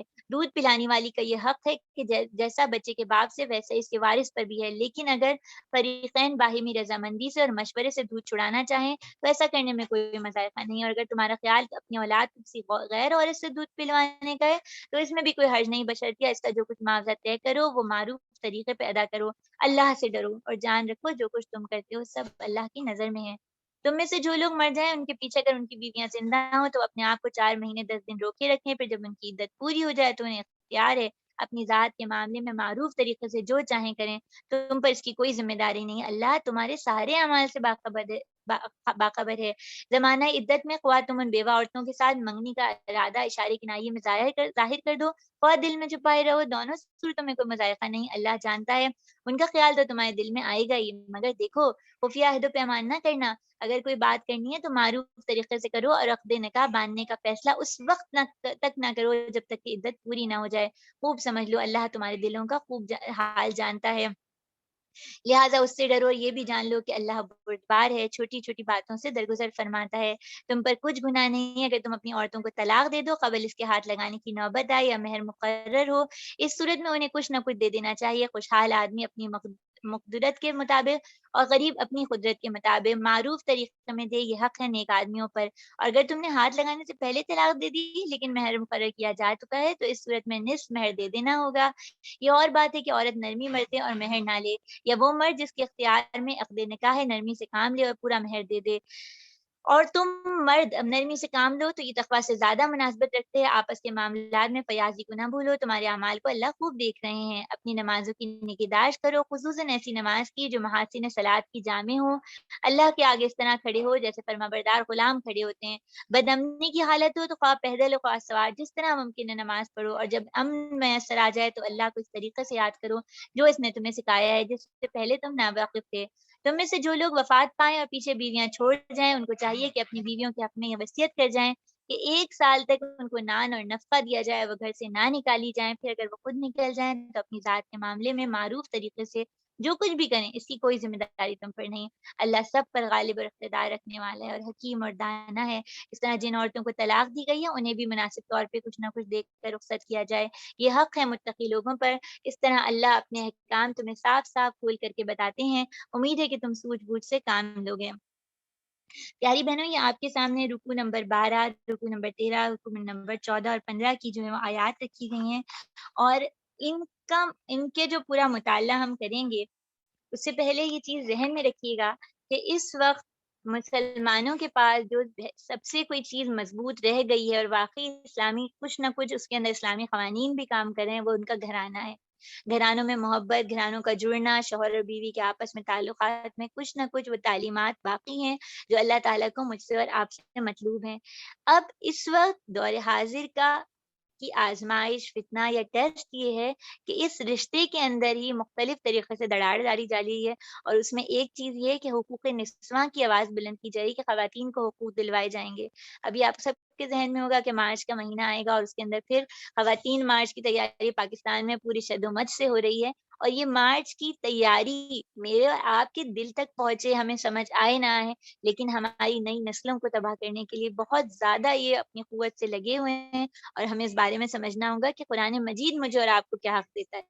قرآن مجید خواتین کے حقوق کے لیے کیسی بات کرتا ہے، اور کیا وہ حق ہم دے بھی رہے ہیں، ہمیں اس کو دیکھنا ہوگا۔ اس قرآن مجید کے بارے میں نے سنا تھا کہ ایک مغربی لکھنے والے نے اس کے بارے میں لکھا کہ جب میں نے قرآن مجید پڑھا تو اگر مجھے یہ نہ پتا ہوتا کہ یہ الہامی کتاب ہے تو میں یہ سمجھتا کہ یہ کسی عورتوں کے وکیل نے لکھی ہے۔ اس میں اس حد تک خواتین کے حقوق اور ان کے دفاع کی بات کی گئی ہے، لیکن بات یہ ہے کہ ہم قرآن کی تعلیمات کو نہ سمجھ پاتے ہیں اور نہ ان کو سیکھتے ہیں اور نہ خاندانوں میں سکھاتے ہیں۔ اب یہاں پر جو چیزوں کو آپ کو اور مجھے فوکس کرنا ہوگا نا، ایک تو دیکھیں ان چاروں رکوع میں ایک کے بعد ایک اللہ تعالیٰ کے نام آئے، سمیع، علیم، غفور، حلیم، علیم، رحیم، عزیز، حکیم، البصیر، الخبیر۔ یہ اللہ کے وہ نام ہیں، ان کو آپ کاؤنٹ کیجیے گا بعد میں۔ اسی طرح اللہ کا اپنا نام اللہ، یہ اتنی دفعہ آیا ہے۔ اسی طرح حدود اللہ کی بار بار، یعنی اگر آپ کے پاس ہائی لائٹر ہو تو ہائی لائٹ کریں اس کو۔ اسی طرح اللہ کے تقوی کا ذکر اتنا آیا ہے، اللہ کا تقوی اختیار کرو، اللہ کے ڈر، یعنی میاں بیوی کے رشتے، خاندانوں کے درمیان جڑنے اور توڑنے کے معاملات میں اسی وقت بہتری آ سکتی ہے جب اللہ کا ڈر موجود ہے۔ انسانوں کی جیسے یہ چیزیں کبھی بھی صحیح نہیں ہو سکتی، انسان جتنے بھی قوانین بنا لیں، بڑے بڑے فورمز پہ بات کر لیں، وہ انسان، یہ گھر کا معاملہ ہوتا ہے، گھر کے اندر ہو رہا ہوتا ہے، اس کو کوئی نہیں صحیح کر سکتا سوائے اس کے کہ اللہ کا ڈر موجود ہو۔ پھر اسی میں یہاں پہ آپ دیکھیے گا، یہاں پہ قولا معروفہ کی بہت بات آئی ہے، جگہ جگہ پہ قولا معروفہ کی بات آئی ہے۔ یہاں پر جو ہے یعلمون کا بہت، یعنی اللہ تعالیٰ علم رکھتے ہیں، اللہ تعالیٰ جانتے ہیں، اس کی بہت آئی ہے۔ اور اسی طرح ان آیات میں ایک اور جو چیز آئی ہے نا، اللہ تعالیٰ، یعنی آپ دیکھیے یحب المتطہرین اور یحب التوابین شروع میں آیا تھا، میں ایک منٹ آیت بھی دیکھتی ہوں اس کی، تو یہ آیا تھا، یعنی توبہ کرنا، یعنی دل کی پاکی کو بھی کرنا اللہ تعالیٰ پسند کرتے ہیں، اور ظاہر کے پاک ہونے کو بھی اللہ تعالیٰ پسند کرتے ہیں۔ یہ وہ ساری چیزیں ہیں جن پہ فوکس کرتے ہوئے ہم ان آیات کو دیکھیں گے۔ سب سے پہلی چیز ان آیا جو رکوع آپ کے سامنے تھا، اس کے اندر نساؤکم حرث لکم، عورتیں تمہاری کھیتیاں ہیں۔ یہ ایک بڑا منفرد سا مقام ہے جو قرآن مجید میں موجود ہے، اور اس کے اوپر بہت سے لوگوں کو بڑا اعتراض بھی ہوتا ہے کہ اللہ تعالیٰ نے کس چیز سے تشبیہ دی ہے، لیکن اس سے خوبصورت تشبیہ جس طرح لباس والی بہت پیاری تھی، یہ اس سے بھی بڑھ کر ہے۔ کھیتی اور کسان کا جو تعلق ہوتا ہے نا، یہ بڑا پیارا تعلق ہے۔ کسان کھیتی پہ اپنی جان لگا دیتا ہے، وہ اس کو باغ نہیں بناتا کہ بس ایک کچھ دنوں کے لیے رہا، اگر وہ اس کو باغ بنائے گا تو اس کا فائدہ اس کو اس طرح حاصل نہیں ہوگا، بلکہ وہ اس کے ذریعے اس کے اندر فصل بوتا ہے، اس سے بیج بوتا ہے، اس کے بعد اس سے فصل نکالتا ہے، اس سے فیض پاتا ہے۔ کھیتی اور کسان، اگر کبھی کسان سے آپ ملی ہوں اور دیکھا ہو تو ان کے ذہنوں میں ان کی زمینوں سے جو محبت ہوتی ہے، انہیں عشق ہوتا ہے اپنی زمین سے۔ تو اللہ تعالیٰ میاں اور بیوی کے رشتے میں مرد کو یہ بتا رہے ہیں کہ تمہیں اپنی بیوی کے ساتھ، اپنی خاتون کے ساتھ کیسا معاملہ رکھنا ہے، کہ اس سے محبت کرنی ہے، اس کی برائیوں کو دور کرنا ہے، اس کے اندر نرمی اور خوبیاں، یعنی اس کی تربیت کا کام بھی کرنا ہے، اور اس سے فیض پانا ہے۔ یعنی اس کے اوپر سورہ نساء میں بھی ہمارے پاس بات آئے گی، لیکن یہ آپ خود اپنے پاس غور کریے گا کہ نساؤکم حرث لکم سے اللہ تعالیٰ کس کے اوپر زیادہ ذمہ داری ڈال رہے ہیں، کس کے اوپر زیادہ کاموں کی ذمہ داری ڈال رہے ہیں، اس پہ غور کیجیے گا۔ پھر اس میں ایک اور چیز جو آئی تھی، قدموا لانفسکم، ٹھیک ہے، تم اپنے آگے جو بھیجو، یہ والی چیز آئی تھی۔ تو اس میں کیا ہے کہ دیکھیے اللہ تعالیٰ یہ کہہ رہے ہیں کہ جو میاں بیوی کا تعلق ہوگا اس کے ذریعے اولاد کے حصول کی بھی کوشش کی جائے گی، اور کیونکہ وہ اولاد وہ مومن کی ہوگی، وہ نیک اولاد ہوگی، وہ اس کے لیے صدقہ جاریہ بن جائے گی، وہ دنیا میں بھی اس کے نیکی کاموں کو پھیلانے میں مددگار ہوگی، جیسے اسماعیل علیہ السلام کا معاملہ دیکھتے ہیں ہم، اور آخرت میں بھی جب وہ چلا جائے گا دنیا سے تو بھی اس کے لیے خیر کا سبب ہو جائے گی۔ آج ہم دیکھتے ہیں کہ معاملہ بالکل اس کے الٹ ہے۔ ہمیں پورا ایک میڈیا ہے جو یہ بتا رہا ہے، آپ نے بھی وہ سلوگن سنا ہوگا، ایک ہے تو ابھی نہیں اور دو ہیں تو کبھی نہیں، اس طرح کے، یا دو بچے خوشحال گھرانہ۔ ایک طرف ہماری ممالک میں، ہم پاکستان کی بات کرتے ہیں، اس طرح بہبود آبادی کمیشن کام کر رہا ہے اور کس طرح وہ فیملی پلاننگ کے ایجنڈے ان کے ہیں اور کیا کیا چیزیں وہ اس کے ذریعے پھیلا رہے ہیں۔ دوسری طرف آپ ابھی بالکل ریسنٹ ورلڈ ڈیٹا دیکھیے، یہ بتایا جا رہا ہے کہ کرونا وائرس کی وبا کے بعد دنیا میں شرح پیدائش اتنی کم ہو گئی ہے کہ یعنی کچھ سالوں کے بعد وہ بتاتے ہیں کہ کچھ 800 ملین کے قریب بوڑھے ہو جائیں گے اور بچوں کی تعداد 400 ملین ہو جائے گی، یعنی یہ 400 سم تھنگ ہو جائے گی اور اوپر 800 سم تھنگ ہے جس کا صحیح مجھے نمبر نہیں یاد، لیکن یہ تعداد یعنی بوڑھے دگنے ہو جائیں گے اور بچوں کی تعداد آدھی ہو جائے گی۔ آسٹریلیا میں انہوں نے کہا کہ one for mum, one for dad and one for nation, یعنی ایک بچہ ماں کے لیے، ایک باپ کے لیے اور ایک قوم کے لیے جو ہے مائیں پیدا کریں۔ وہاں پر کیا مسئلہ ہو گیا، انہوں نے بھی ان چکروں میں اولاد کو کم کرنے کی اور یہ نکاح کے رشتے کو مشکل بنانے کی کوششیں کی تھی۔ نتیجہ یہ ہوا کہ آج ان کی نسلیں ختم ہو رہی ہیں۔ جاپان میں، اٹلی میں، اسپین میں ان کا جو شرائع پیدائش ہے وہ اتنا الٹ چکا ہے، اتنا خطرناک irreversible اسٹیٹ پہ آ گیا ہے کہ اب وہ کہتے ہیں کہ ہمارے پاس دوسرے یعنی دوسری امیگرینٹس آئیں اور وہ ہمارے کاموں کی ذمہ داری سنبھالیں۔ آپ کے سامنے اس وقت ایک جاپانی شہر کی تصویر ہے اور یہ شہر دنیا میں مانا جاتا ہے کیونکہ یہاں سے جو لوگ چلے جاتے ہیں وہاں ان کی طرح کی گڑیا بٹھائی جاتی ہے، اور یہاں پہ شاید 17 یا 18 سال پہلے آخری بچہ پیدا ہوا تھا۔ تو یہ، اور اب آپ جاپان میں ایک پوری صنعت اس کام کے لیے کام کری ہے کہ وہ کیا کرتے ہیں، وہ ایسے، کیونکہ ریٹائرمنٹ کی ایج 60 کچھ پلس ہے اور اس کے بعد کہا جاتا ہے کہ نہیں کام کیا جا سکتا، لیکن اب وہاں پہ بوڑھے زیادہ ہیں کام کرنے کے لیے، تو وہ ایسے میکینیکل ڈیوائسز بنا رہے ہیں، ایسی مشینز بنا رہے ہیں کہ بوڑھے ان کو پہن کے کام کرنے کے قابل ہیں، اور ریٹائرمنٹ کی ایج جو تھی اس سے 10-15 سال اور اوپر بڑھا دی ہے تاکہ بوڑھے جو ہیں وہ کام کر سکیں، ورنہ وہ تو ملک ختم ہو جائے گا۔ تو اللہ تعالیٰ مجھے اور آپ کو قرآن مجید میں یہ پیغام دے رہے ہیں کہ اپنے آگے کے لیے سوچو اور نسل انسانی کی اس بارے میں فکر مند نہیں ہو کہ انسان بڑھ جائیں گے تو رزق کہاں سے آئے گا، یہ معاملہ اللہ کے ہاتھ میں ہے۔ پھر اسی طرح آگے دیکھیے، طلاق کے اوپر کئی چیزیں آئی ہیں، اور طلاق کے معاملے میں الطلاق مرتان، طلاق 3 ہے۔ اس میں ایک تو یہ چیز سمجھ لیجیے کہ یہ کیوں بتایا اللہ تعالیٰ نے کہ جاہلیت معاشرے میں، اور کہتے ہیں کہ ہمارے اپنے وطن میں بھی ایسے کچھ علاقے ہیں جہاں پہ یہ کام ہوتا ہے کہ بات بات پہ طلاق دے دی جاتی ہے اور رجوع کر لیا جاتا ہے، اور بیچاری نہ عورت کو سمجھ ہوتی ہے نہ اس کو کوئی بتانے والا ہوتا ہے، کیونکہ اللہ کی کتاب سے تو ہم نے دوری رکھا ہوا ہے نا۔ جاہلی معاشرے میں ایسا ہی ہوتا تھا، بیویوں کو طلاق دیتے تھے، پھر رجوع کرتے تھے، چھوڑے رہتے تھے، بات نہیں کرتے تھے، نان نفقہ نہیں دیتے تھے، ضروریات نہیں پوری کرتے تھے، اور جب خیال آتا تھا پھر رجوع کر لیتے تھے۔ ایک زندگی کو کھیل بنایا ہوا تھا، اللہ تعالیٰ نے اس پہ سٹاپ لگا دیا ہے۔ اور طلاق کا طریقہ کیا ہے، کیا اسلام بتاتا ہے، اس پہ آپ کو بھی ہونا چاہیے علم اور مجھے بھی ہونا چاہیے۔ اور جب شادی کی جا رہی ہوتی ہے تو اس وقت بھی ہمیں یہ باتیں بچوں کو بتانی چاہیے۔ عموماً ہمارے یہاں نہیں یہ موضوعات ڈسکس کیے جاتے، لیکن اگر ہم نہیں ڈسکس کریں گے تو ان کو معلومات ملے گی میڈیا سے، اور میڈیا انہیں طلاق کا کیا طریقہ بتاتا ہے کہ طلاق ہے، طلاق ہے، طلاق ہے، کہہ کے کام ہو گیا، کام ختم، غصے میں نکال دیا اور عورت روتی پیٹتی گھر چلی گئی۔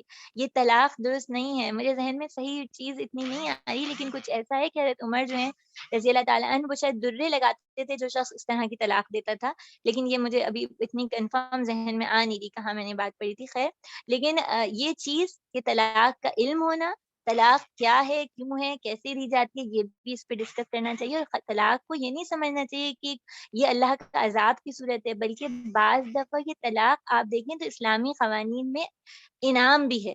یعنی بہت سی اقوام میں نکاح کا تعلق اس لیے ختم ہوا کہ وہاں طلاق کا کانسیپٹ نہیں تھا۔ یعنی اگر شادی ہو گئی تو جب تک میاں بیوی میں سے ایک نہیں مرے گا وہ ساری زندگی کے لیے ایک دوسرے کے ساتھ رہیں گے، اور اس کا نتیجہ یہ ہوتا تھا کہ وہ لوگ نکاح سے ہی جان چھڑائی۔ انہوں نے کہا اگر ایسا ہے تو پھر چھوڑو، کون نکاح کرے۔ طلاق کہیں پر اللہ کا انعام بھی بن جاتی ہے، وہ حلال ٹھیک ہے، ناگوار ترین چیز ہے، لیکن بعض حالات میں وہ جائز بھی ہے، تو اس پہ بھی مجھے اور آپ کو غور کرنا چاہیے۔ پھر اسی طرح ہم دیکھتے ہیں کہ اس میں ایک اور چیز جو آئی ہے وہ مردوں کو ایک درجہ حاصل ہے، انشاءاللہ ہم اس کو سورہ نساء میں ڈسکس کریں گے۔ اس کے بعد ہم رضاعت پہ آتے ہیں۔ رضاعت کے قوانین جو ہیں وہ کہتے ہیں کہ رضاعت کے قوانین کیا ہیں کہ اللہ تعالیٰ بتا رہے ہیں کہ بچے کو جو ہے ماں دودھ پلائے۔ اب اس میں دیکھیے غور کیجیے کہ اسلام کو ایک بچے کی پوری اس کی، یعنی یہ صرف یہاں پہ رضاعت کے حوالے سے نہیں، اسی طلاق کے احکام میں پیچھے آیا تھا کہ ماں کے رحم میں جو کچھ ہوگا نا وہ اس کو چھپائے گی نہیں، وہ اس کو بتائے گی. کیوں؟ کیونکہ اسلام جن چیزوں کی حفاظت کرتا ہے، جان مال عزت کے ساتھ، نسب کی یعنی بچے کا باپ کون ہے اس چیز کی اسلام ضمانت دیتا ہے کہ حفاظت کرنی چاہیے. یہ بات کہ عورت اپنا رحم نہ چھپائے، اپنی پریگنینسی کا بتا دے، اور یہ بھی بچے کے حقوق میں سے ہے، اور یہ بھی بچے کے حق میں سے ہے کہ اس کو ماں کا دودھ ملے، کیونکہ اس سے بہترین غذا بچے کے لیے کوئی بھی نہیں ہے. اور اس میں پھر اللہ تعالیٰ نے کتنی پیاری بات رکھی ہے نا کہ جب تک ماں دودھ پلائے گی اس کا، یعنی اگر وہ جدائی بھی ہو گئی ہوگی میاں بیوی کے درمیان، تو اس کا نان نفقہ اور اس کا ذہنی سکون، یہ ساری چیزیں باپ کے ذمے ہوں گی. کیونکہ اگر ماں ذہنی طور پہ پرسکون نہیں ہوگی تو بچے کو جو دودھ پلا رہی ہوگی وہ بھی صرف ایک تکلیف دہ چیز اس کے لیے، تکلیف دہ کام بچے کے لیے بھی اور ماں کے لیے بن رہا ہوگا. آج ہم دیکھتے ہیں جس مغربی تہذیب سے ہم بہت متاثر ہوتے ہیں، کہتے ہیں وہاں بچوں کے بہت حقوق ہیں، وہ بچوں کو بہت رائٹس دیتے ہیں، ہیومن رائٹس کی بات کرتے ہیں، بچوں کے رائٹس کی بات کرتے ہیں. ان کا حال یہ ہے کہ بچے کے نسب کی تو کوئی اہمیت رہی نہیں، باپ کی تو کوئی ضرورت ہی نہیں. آج وہ ایک اور بات یہ کرتے ہیں کہ بچہ پیدا ہو تو اس کا جینڈر ہم نہیں طے کریں، بچہ لڑکا ہی ہے لڑکی، وہ خود بڑا ہو کے طے کرے گا کہ میں کیا ہوں. اور آپ نے وہ ساری خبریں پڑھی ہوں گی اور یقیناً آپ کے علم میں ہوں گی کہ ایسا بھی ہوا ہے کہ کسی طلاق ہوئی ہے میاں بیوی نے، یعنی ماں نے جو ہے وہ بیٹے کو، ماں کے ذہن میں آیا بیٹا ہے تو بظاہر فزیکلی لیکن یہ ہے بیٹی، اس نے اس کی جینڈر تبدیل کروائی ہے، باپ احتجاج کر رہا ہے تو بچہ جو ہے وہ باپ سے ملنے کے لیے ہمیشہ کے لیے پابندی لگاتی ہے. یہ وہ تہذیب ہے، یہ وہ تہذیب ہے جو بچوں سے ان کے ماں باپ کو چھین دیتی ہے، ان کی شخصیت کو چھین کے تباہ کر دیتی ہے. اور پھر اسی طرح دیکھیں اس تہذیب کا ایک طریقہ یہ ہے کہ ماں کو گھر سے نکال کے معاش کی ذمہ داری دے دیتا ہے، وہ خود کمائے، خود کھپے زندگی کے لیے، اور بچے کے اوپر وہ جان نہ لگائے. اس کے لیے جو ہے وہ پریپیئرڈ فوڈس ملتی ہیں، مختلف طرح کے کھانے ملتے ہیں، اور اس کی بھی آپ دیکھ لیجیے پوری صنعت موجود ہے بیبی فوڈ کی. اور ابھی ریسنٹ بیبی سے میں آرٹیکل ایک بہت بڑا چھپا اس بات پہ کہ بیبی فوڈ جو پریپیئرڈ فوڈز ملتی ہیں آپ نے دیکھی ہوں گی، ان کے اندر اتنی بڑے اماؤنٹ میں آرسینک اور زنک اور ایسی مختلف زہریلے مواد ہیں جس کے بارے میں پتہ ہے کہ یہ موجود ہیں، لیکن اس کے باوجود وہ پورے مارکیٹس میں ملتی ہیں اور وہ کھلائی جاتی ہیں. تو اسلام بچے کے لیے بہترین غذا ماں کا دودھ قرار دے رہا ہے، اور ایک یہ تہذیب اور ایک یہ نظام ہے جو بچے کو اس چیز ہی اس سے چھین لیتی ہے. پھر اسی طرح دیکھیے اس میں نماز کا بھی ذکر آیا ہے کہ حافظوا علی الصلاۃ، نماز کی حفاظت کرو. کیوں؟ کیونکہ دیکھیے نماز ہی وہ چیز ہے نا کہ جو نماز ہی وہ چیز ہے جو کہ انسان کو اللہ کے حکم کا پابند بناتی ہے. جس طرح ہم نے دیکھا نا کوئی بھی سچویشن ہے ہم اس میں نماز کے لیے کھڑے ہوئے اور ہمارا تعلق دوبارہ رب سے بن جاتا ہے. جس طرح موبائل کی بیٹری لو ہوتی ہے اور ہم اس کو چارجنگ پہ لگاتے ہیں وہ دوبارہ چارج ہو جاتا ہے، نماز بھی چارجنگ کا ذریعہ ہے. میاں بیوی کے تعلقات میں نماز، جہاں کچھ بھی معاملہ غلط ہو رہا ہے وہاں نماز کے ذریعے دوبارہ دونوں اللہ سے جڑیں گے، اللہ کا تقویٰ حاصل کریں گے اور پھر واپس جائیں گے. کیوں؟ کیونکہ وہ یہ سوچیں گے کہ ہمیں اللہ کے ڈر کے ساتھ ایک دوسرے کے ساتھ معاملہ رکھنا ہے. اور پھر اسی طرح یہاں پہ یہ بھی دیکھیے کہ اللہ تعالیٰ نے یہ کہا کہ اللہ کی آیات کو وَلَا تَتَّخِذُوا آیَاتِ اللَّهِ هُزُوًا، اللہ کی آیات کا مذاق نہ اڑاؤ. آج کھلے بندوں اللہ کی آیات کا مذاق اڑایا جا رہا ہے. ایک ڈرامے میں آتا ہے کہ میں عدت کو نہیں مانتی، اور وہ اس طرح، یعنی اس طرح کی آپ نے بھی پڑھی ہوں گی یہ چیزیں یا آرٹیکلس پڑھے ہوں گے کہ ڈراموں کے بارے میں کہ عدت کا انکار ہو رہا ہے، طلاق کے بغیر رہا جا رہا ہے، کہ یعنی میاں بیوی طلاق ہوتی ہے اس کے بعد وہ دوبارہ ساتھ رہ رہے ہیں، اور مطلب جو جو کچھ دکھا سکتے ہیں حلالہ کا ایک مذاق بنا ہوا ہے. اللہ تعالیٰ ان چیزوں پہ بہت سخت گرفت کرنے والے ہیں، اور اگر ہم خاموشی اختیار کرتے ہیں اور ہم بھی انہیں ڈراموں کو دیکھتے ہیں تو ہم بھی کہیں نہ کہیں تو اس میں شامل ہو جاتے ہیں. اللہ تعالیٰ ہم سب کے اوپر آسانی کا معاملہ رکھیں، آمین ثم آمین. اب ہم رکوع نمبر 16 اور 17 جو ہے 16 کا جو ہے وہ دیکھتے ہیں انشاءاللہ تعالیٰ. ایک سیکنڈ.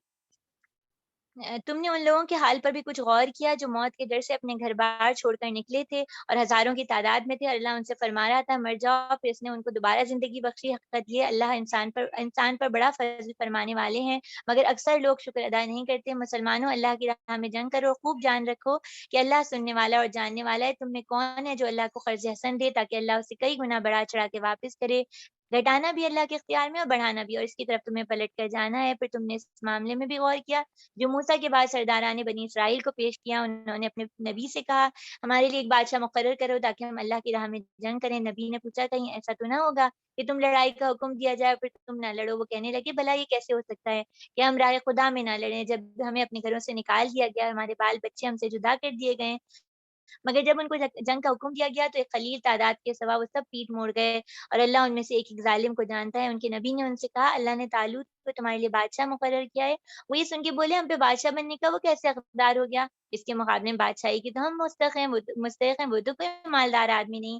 نبی نے جواب دیا اللہ نے تمہارے مقابلے میں اسی کو منتخب کیا، اس کو دماغی اور جسمانی دونوں قسم کی اہلیتیں فراوانی کے ساتھ عطا فرمائی، اور اللہ کو اختیار ہے اپنا ملک جسے چاہے دے۔ اللہ بڑی وسعت رکھتا ہے، سب کچھ اس کے علم میں۔ اس کے ساتھ ان کے نبی نے ان کو یہ بھی بتایا کہ خدا کی جانب سے اس کے بادشاہ مقرر ہونے کی علامت یہ ہے کہ اس کے عہد میں وہ صندوق واپس مل جائے گا۔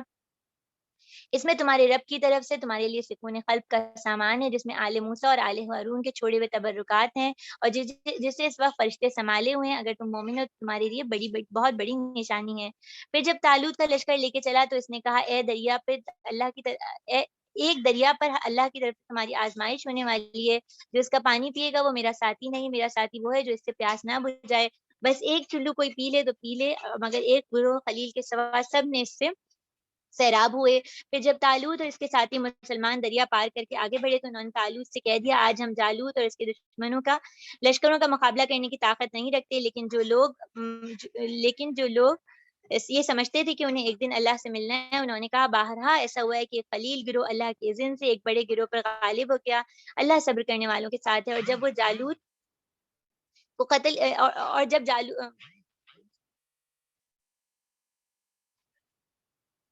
اور جب وہ جالوت اور اس کے لشکروں کے مقابلے میں نکلے تو انہوں نے دعا کی اے ہمارے رب ہم پر صبر کا فیضان کر، ہمارے قدم جما دے، اس کافر گروہ پہ ہمیں فتح نصیب کر۔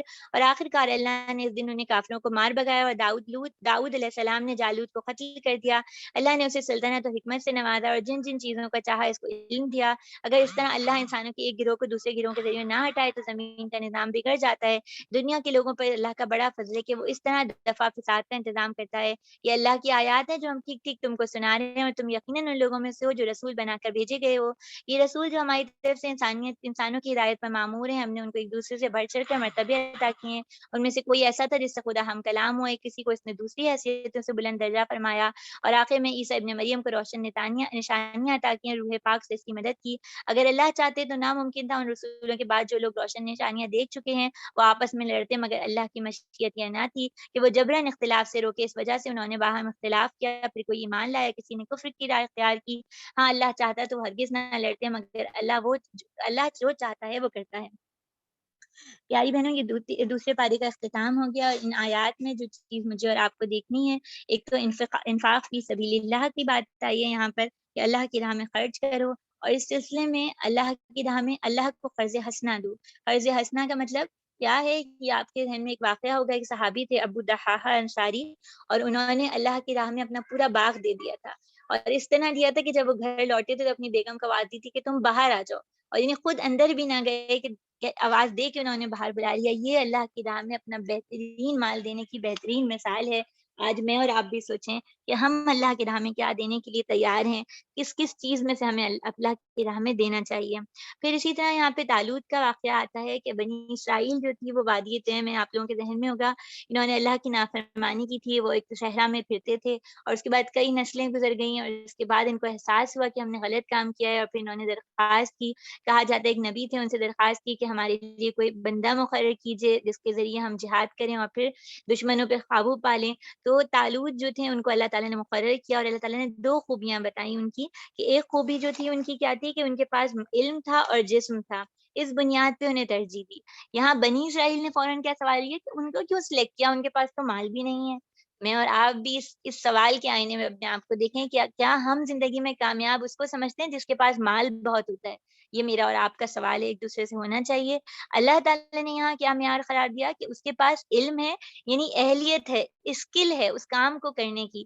تو جب بھی کوئی ڈیوٹی مجھے اور آپ کو کسی کو دینی ہو، چاہے ہم گھر میں ہی کسی کو اس دیر کے لیے چھوڑ کے جا رہے ہوں یا کہیں اور کوئی کام دے رہے ہوں، کسی کو سپرد کر رہے ہوں، ہینڈ اوور کر رہے ہوں، تو اس کے اندر اس چیز کی اسکل ہونی چاہیے۔ بغیر اسکل کے وہ اس کام کو نہیں چلا سکتا۔ اور اس کے علاوہ جسم کی اللہ تعالیٰ نے بات کی، یعنی اس کے اندر پاور ہونی چاہیے، اہلیت ہونی چاہیے۔ اور یہ بات ہمیشہ یاد رکھیے گا کہ اللہ تعالیٰ نے اس میں کہا ہے اس کو چن لیا۔ چن لیا سے مراد یہ ہے کہ اللہ تعالیٰ کسی ایسے شخص کو نہیں چنتے جس کے دل میں اللہ کا ایمان نہ ہو۔ اس کا مطلب یہ ہے کہ علم اور جسم کے ساتھ اللہ کا تقویٰ، صالحیت اور نیک نیک جو اس کے اندر نیکی جو ہے وہ ضرور ہونی چاہیے. یہ وہ چیز ہے جس کو ہمیں ذہن میں رہنا چاہیے کہ ہمیں اپنے بچوں میں بھی یہ چیز پیدا کرنی ہے اور اپنے اندر بھی کہ مختلف اسکلس کو بڑھانا ہے اور کوشش کرنی ہے اس کے لیے. اور اس آیت کا پس منظر یہ بھی ہے کہ بدر کے میدان کی تیاری ہو رہی ہے، میدان جمنے والا ہے، تو اس کے لیے بھی حکم تیار کیا جا رہا ہے. اور ایک اور بات دیکھیے گا کہ ایک پانی کی وہ کیا ہے کہ انسان کو تھکن ہو رہی ہوتی ہے، پانی پیتے ریفریش ہو جاتے ہیں، لیکن یہ پانی ہی امتحان بن گیا نا بنی اسرائیل کا. وہ پانی ہی ایسا تھا کہ وہ پانی نے پوری طاقت ان کی نکال لی اور وہ لڑنے پہ قادر نہ رہے. یعنی جب طالوت کو مقرر کیا اور جنگ کے لیے لوگ نکلے تو ایک دریا تھا اور طالوت نے کہا کہ آپ جو ہیں اس دریا سے پانی نہ پیجیے گا سوائے چند گھونٹ کے، تو زیادہ تر لوگ پی گئے اور وہ اپنی پیاس پہ کنٹرول نہ رکھ سکے. تو ایسا ہوتا ہے کہ میں اور آپ بھی سوچتے ہیں کہ ہم اپنے وقت کو یا اپنے آپ کو اللہ کے دین کے لیے لگائیں گے، لیکن ہم کیوں نہیں لگا پاتے؟ کیونکہ ہماری مختلف طرح کی پیاس ہوتی ہے جس پہ ہم قابو نہیں کر رکھ پاتے، اور ہم سوچتے ہیں کہ بس ذرا سا اور کچھ فائدہ حاصل کر لیں. تو میری اور آپ کی پیاس کیا ہے؟ وہ پیاس جو ہے نا طاقتوں کو کھینچ لیتی ہے، پھر کچھ بچتا نہیں ہے اللہ کی راہ میں دینے کے لیے. تو یہاں انہوں نے خوب دل بھر کے پانی پیا، اب جب لڑنے کا موقع آیا تو لڑا نہیں گیا. تو یہ پانی کا پینا ہی، کیونکہ وہ امیر کی اطاعت کے، نگران کی اطاعت کے، حکمران کی اطاعت کے خلاف تھا، یعنی جو لیڈر تھا اس کی اطاعت کے خلاف تھا، تو وہ کام ان کے لیے گڑبڑ بن گیا. میرے لیے اور آپ کے لیے امیر کون ہے؟ اللہ کے رسول صلی اللہ علیہ وآلہ وسلم کی ذات ہے.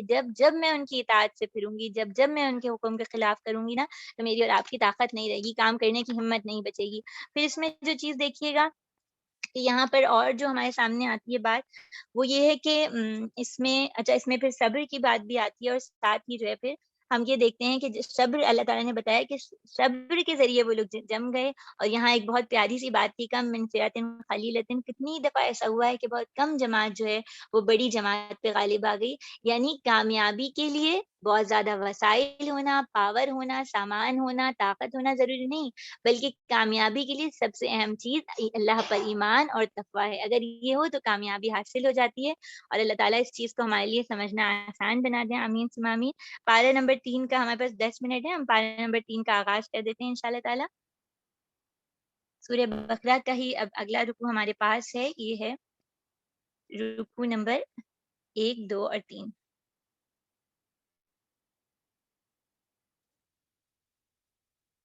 ہاں جی، آپ کے پاس اگر کھلا ہوا ہے تو سلائیڈ. جی جزاک اللہ خیر. رکوع نمبر 1. اے لوگوں جو ایمان لائے ہو، جو کوئی مال و متاع ہم نے تمہیں بخشا اس میں سے خرچ کرو، قبل اس کے کہ وہ دن آ جائے جس میں نہ خرید و فروخت ہوگی، نہ دوستی کام آئے گی، نہ سفارش چلے گی. ظالم اصل میں وہی ہیں جو اللہ کی روش جو کفر کی روش اختیار کرتے ہیں. اللہ وہ زندہ و جاوید ہستی ہے جو تمام کائنات کو سنبھالے ہوئے ہے، اس کے سوا کوئی خدا نہیں. وہ نہ سوتا ہے نہ اسے اونگ لگتی ہے. زمین اور آسمان میں جو کچھ ہے اسی کا ہے. کون ہے جو اس کی جناب میں اس کی اجازت کے بغیر سفارش کرے؟ اور جو کچھ بندوں کے سامنے اس سے بھی وہ جانتا ہے، جو کچھ ان سے وہ جل اس سے بھی واقف ہے. اور اس کی معلومات میں سے کوئی چیز ان کی گرفت کا ادراک نہیں کر سکتی الا یہ کسی چیز کا علم وہ خود ان کو دینا چاہے. اس کی حکومت آسمان اور زمین پہ چھائی ہوئی ہے، اس کی نگہبانی اس کو بالکل کوئی تھکا دینے والا کام نہیں ہے اس کے لیے. بس وہی ایک بزرگ اور برتر ہستی ہے. دین کے معاملے میں کوئی زبردستی نہیں، صحیح بات غلط بات سے الگ چھانٹ کر رکھ دی گئی ہے. اب جو کوئی طاغوت کا انکار کر کے اللہ پر ایمان لایا، اس نے ایک مضبوط سہارا تھام لیا جو کبھی ٹوٹنے والا نہیں. اور اللہ سب کچھ سننے اور جاننے والا ہے. اور جو لوگ ایمان لاتے ہیں ان کا حامی و مددگار اللہ ہے، وہ ان کو تاریکیوں سے روشنیوں میں نکال لاتا ہے. اور جو لوگ کفر کی راہ اختیار کرتے ہیں ان کے حامی و مددگار طاغوت ہیں، اور وہ انہیں روشنی سے کفر کی تاریکیوں کی طرف لے جاتے ہیں. یہ آگ میں جانے والے لوگ ہیں اور یہ ہمیشہ اس میں رہیں گے. کیا تم نے اس شخص کے حال پہ غور نہیں کیا جس نے ابراہیم سے جھگڑا کیا تھا؟ جھگڑا اس بات پہ کہ ابراہیم کا رب کون ہے، اور اس بنا پہ اس شخص کو اللہ نے حکومت دی تھی. جب ابراہیم نے کہا میرا رب وہ ہے جس کے اختیار میں زندگی اور موت ہے، تو اس نے کہا زندگی اور موت تو میرے اختیار میں ہے. ابراہیم علیہ السلام نے کہا اچھا، اللہ سورج کو مشرق سے نکالتا ہے تو ذرا تم مغرب سے نکال لاؤ. یہ سن کے وہ منکر حق ششرد رہ گیا، مگر اللہ ظالموں کو راہ راست نہیں دکھایا کرتے. یا مثال کے طور پر اس شخص کو دیکھو جس کا گزر ایک ایسی بستی پہ ہوا جو اپنی چھتوں پہ اوندھی گری پڑی تھی. اس نے کہا یہ بستی جو ہلاک ہو چکی ہے اسے اللہ کس طرح دوبارہ زندگی بخشیں گے؟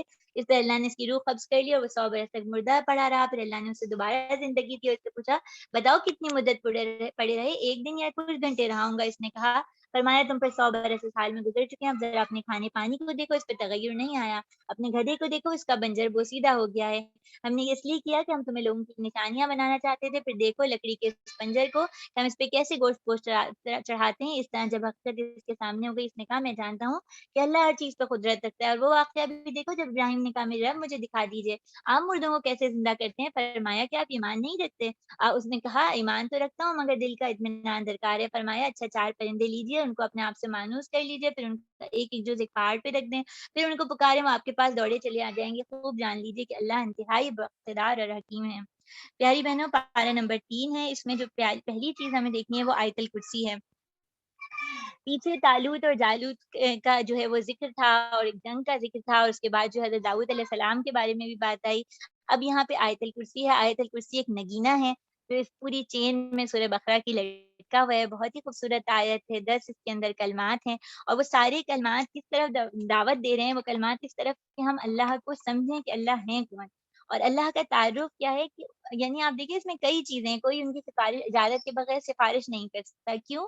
کیونکہ وہ تو جانتے ہیں نا سفارش تو اس کی کی جائے گی جس کے بارے میں وہ نہ جانتے ہو، میرے اور آپ کے آگے پیچھے اوپر نیچے ہمارے ماضی حال مستقبل ہر چیز سے باخبر ہیں، تو سفارش کی اجازت یعنی سفارش کی ضرورت نہیں ہے اللہ تعالیٰ کو، ہاں اللہ تعالیٰ سفارش کی اجازت اس لیے دیں گے جس کو کوئی ایک کہنا چاہیے ایک عزت اور اکرام کے طور پہ انبیاء کو شہداء کو یہ اجازت دی جائے گی کہ وہ اللہ کے بارگاہ میں سفارش کریں، لیکن ویسے اللہ کو کسی کے بتانے کی ضرورت نہیں کہ کون کیا ہے، اللہ میرا اور آپ کا اصل جانتے ہیں۔ پھر اس میں جو ہے آیت الکرسی کے اندر جو ہے ہم دیکھتے ہیں اللہ کا نام بھی الحی القیوم آتا ہے، یہ وہ نام ہے جو بدر کے موقع پہ نبی کریم صلی اللہ علیہ وآلہ وسلم سر جھکا کے اس نام کو پکارے جاتے تھے، اور کیا اس وقت درد کی اور غم کی کیفیت ہوگی نا، مکہ کے مشکل حالات میں جو پوری ٹیم بنائی ہے، جن کی تربیت کی ہے، اتنے پیارے ساتھی، اور آج وہ میدان میں کھڑے ہیں دشمن کا مقابلہ، اور دشمن بھی ایسا زوردار 313 کے مقابلے میں اتنی بڑی جماعت کھڑی ہے، تو اللہ کے اس نام کو لے کے وہ اللہ کو پکارتے ہیں کہ ہمیشہ زندہ و جاوید ہستی، قائم رہنے والی ہستی جس نے زمین اور آسمان کو ایک سسٹم میں رکھا ہوا ہے، آپ ہی ان لوگوں کو بچائیے اور ان کو اس مشکل سے نکالیے۔ آیت الکرسی کے بارے میں ہمیں پتہ چلتا ہے کہ نبی کریم صلی اللہ علیہ وآلہ وسلم نے بتایا کہ جو شخص نماز کے بعد اس کو پڑھے گا اس سے جنت میں داخلے میں صرف موت کے علاوہ کوئی اور چیز نہیں روک سکتی۔ آیت الکرسی کی بہت فضیلت بھی ہے، اور یہاں پہ جو آیت الکرسی کے ساتھ جو چیز ہے، یہاں ہم دیکھتے ہیں کہ آیت آتی ہے لا اکراہ فی الدین، یعنی دین میں کوئی زبردستی نہیں ہے، دین میں زبردستی نہیں ہے۔ آج اس جملے کو بہت استعمال کیا جاتا ہے اور بار بار بتایا جاتا ہے دین میں تو کوئی زبردستی نہیں ہے، پہلے تو مجھے آپ کو دین کی ڈیفینیشن بھی سمجھنی ہوگی، اس کے لیے میں ابھی 1 منٹ میں آتی ہوں بیٹا جی، دین میں کوئی زبردستی نہیں ہے، اس کے لیے آپ لوگوں کے پاس یعنی اس کے بارے میں دین کی ڈیفینیشن کے بارے میں بھی دیکھیے، پھر دیکھیے اگر ہم بچے کو اسکول میں ایڈمٹ کرا دیتے ہیں، ایڈمیشن کروا دیتے ہیں، تو اس کے بعد اسکول کے رولز کو فالو کروانا پڑتا ہے، جو ان کی رول اینڈ ریگولیشن ہے وہی کرنا پڑتا ہے۔ اگر آپ کسی بھی ادارے میں جاب کر رہی ہیں یا وہاں پہ جا رہی ہیں، تو وہاں کے رولز اینڈ ریگولیشن انٹر ہونے کے بعد ایڈمیشن کے بعد اسی جیسا کام کرنا ہوگا۔ یہاں بھی اللہ تعالیٰ کہہ رہے ہیں دین کو اختیار کرنے میں زبردستی نہیں ہے، یا تو مسلمان بن جاؤ یا کافر بن جاؤ، لیکن بن گئے ہو تو اب پورا کا پورا جیسے ادخلوا فی السلم کافہ تھا نا، پورا کا پورا دین میں داخل ہو جاؤ، تو جو ہے پھر اسی طرح جو ہے وہ کرنا ہوگا۔ اور اس کے اندر یہ چیز کو دیکھیے گا کہ یہ چیز کے علاوہ جو ہے یعنی کسی کو زبردستی اسلام نہیں قبول کروایا جائے گا، اور اس کے اندر ایک اور چیز جو مجھے اور آپ کو دیکھنی ہوگی، بس یہ آخری ہمارے پاس ٹائم بھی بس 2 منٹ رہتے ہیں، اس کے اندر حضرت ابراہیم کا مکالمہ اللہ تعالیٰ نے ہمارے سامنے رکھا ہے، اور اس سے پہلے اللہ تعالیٰ نے بتایا ہے طاغوت کی ایک ڈیفینیشن رکھی ہے۔ طاغوت جو ہے وہ طغی سے ہے، یعنی جس طرح دریا طغیانی پہ آتا ہے، اپنی جو باؤنڈریز ہوتی ہے اس کو کراس کر جاتا ہے، طاغوت کوئی بھی ایسی پاور، کوئی بھی ایسا فرد، کوئی سسٹم، کوئی نظام ہوگا جو یہ کہے اللہ کو نہیں مانو مجھے رب مانو، اور اللہ تعالیٰ یہ بتا رہے ہیں کہ جو اللہ کو پکڑنے والے ہیں، جو اللہ پر ایمان لاتے ہیں اور طاغوت کا انکار کرتے ہیں، وہ ایک ایسی مضبوط رسی، آپ سمجھیے کوئی ماؤنٹ ایوریسٹ پہ چڑھ رہا ہو اور اس کی سیفٹی لائن لٹکی ہوتی ہے کہ اس کو پکڑ لے تو پھر وہ نیچے گرنے کے یعنی پاؤں سلپ بھی ہو جائے تو وہ لائن سے لٹکا ہوتا ہے، تو یہ بھی ایک ایسی رسی ہے جس نے اللہ کو مان لیا اور ایسے ہر سسٹم کا انکار کر دیا جو اللہ کی اطاعت کو منع کرتا ہے، تو وہ اس رسی سے لٹکا ہوا ہے۔ اللہ تعالیٰ اس رسی کے بارے میں بتاتے ہیں وہ ٹوٹتی نہیں ہے، لن فضام وہ ٹوٹنے والی رسی نہیں ہے، اور اس رسی کو ہم خود سے چھوڑ دیں تو ایک اور بات ہے، تو اللہ تعالیٰ ہم اس چیز سے پناہ میں رکھیں کہ ہم اللہ کی رسی کو پکڑنے کے بعد چھوڑیں، اور اللہ بتاتے ہیں میں دوست ہی انہیں کا بنتا ہوں، ہمیں یہ دیکھنا ہوگا اللہ کے دوست کون ہوتے ہیں، میں اور آپ اس کو چیک کریں۔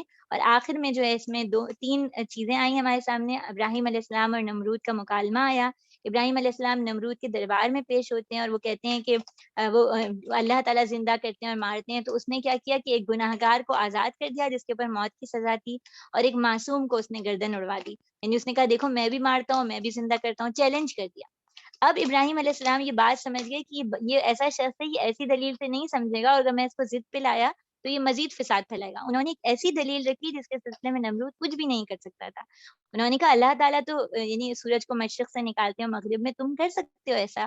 تو یہاں پہ آتا ہے کہ وہ بالکل ہی یعنی محبوط رہ گیا, ہکا بکا رہ گیا. تو یہاں سے مجھے اور آپ کو یہ پتہ چلتا ہے کہ بات کرنے کا ڈھنگ آنا چاہیے. جس کو اللہ کے دین کی دعوت دینی ہے اس کو یہ طریقہ کار آنا چاہیے کہ کس طرح بات کی جائے. دائی کو بات کرنے کا انداز آنا چاہیے. نبی کریم صلی اللہ علیہ وآلہ وسلم کی سیرت سے بہت اچھی طرح آپ سورہ حدیبیہ کا آج کا ہوم ورک سمجھیے, سورہ حدیبیہ کا وہ وقت پڑھیے جب نبی کریم صلی اللہ علیہ وآلہ وسلم سے گفتگو کرنے کے لیے یا ان سے کیا اس کو وہ نہیں آ رہے, نہیں ان سے بات کرنے کے لیے, مذاکرات کرنے کے لیے مشرکین جو ہیں وہ اپنے لوگوں کو بھیجتے ہیں. ایک ان کو بھیجتے ہیں جو کہ جن کا قبیلہ بسا ہی اس لیے ہوتا ہے کہ عمرہ کے آنے والوں کی جو ہے وہ مہمانداری کریں, تو اللہ کے رسول صلی اللہ علیہ وسلم ان کے سامنے قربانی کے جانور کر دیتے ہیں. تو اس واقعے کو پڑھیے گا اور دیکھیے گا کہ اللہ کے رسول صلی اللہ علیہ وسلم یہ دیکھتے تھے کہ انسانوں کی نفسیات کے مطابق ان سے کیسے بات کی جائے. پھر اس میں ایک اور واقعہ جو حضرت ابراہیم علیہ السلام نے کہا تھا کہ مجھے جو ہے یہ زندہ کرنے والے واقعے کو دیکھنا ہے, یعنی آنکھوں سے دیکھنا ہے. اور اللہ تعالیٰ نے پوچھا تھا آپ یقین رکھتے ہیں؟ انہوں نے کہا تھا ہاں یقین رکھتے ہیں.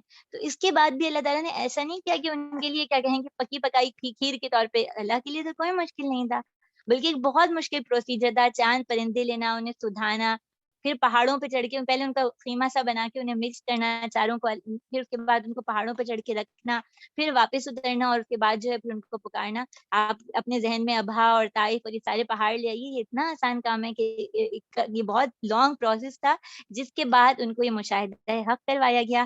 اور یہ اللہ تعالیٰ نے یہ تمام کلام میرے اور آپ کے سامنے اس لیے رکھا ہے تاکہ ہم اس کو سیکھیں اور اپنی زندگیوں کو درست کریں. اللہ تعالیٰ اس کام کو ہمارے لیے آسان بنائیں. اللہ تعالیٰ قرآن مجید کے نور کے ذریعے ہماری زندگیوں کی اصلاح کر دیں, اور قرآن کو ہمارے دل کا نور, آنکھوں کی ٹھنڈک بنا دیں, اور ہمیں اس کی تلاوت دن اور رات کے اوقات میں نصیب فرمائیں, اور قیامت کے دن اس کو ہماری شفاعت کا ذریعہ بنائیں. آمین ثم آمین. جزاک اللہ خیرا کثیرا. بہنوں السلام علیکم ورحمۃ اللہ.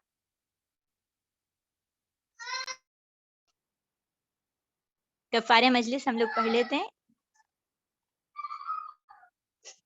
ناجی اگر آپ پڑھ لیں گے, مغیرہ تھوڑا رو رہا ہے, اگر آپ پڑھ لیں تو بہت آسانی ہو جائے گی انشاءاللہ. سبحانك اللهم وبحمدك نشهد ان لا اله الا انت نستغفرك ونتوب اليك. السلام علیکم ورحمۃ اللہ وبرکاتہ.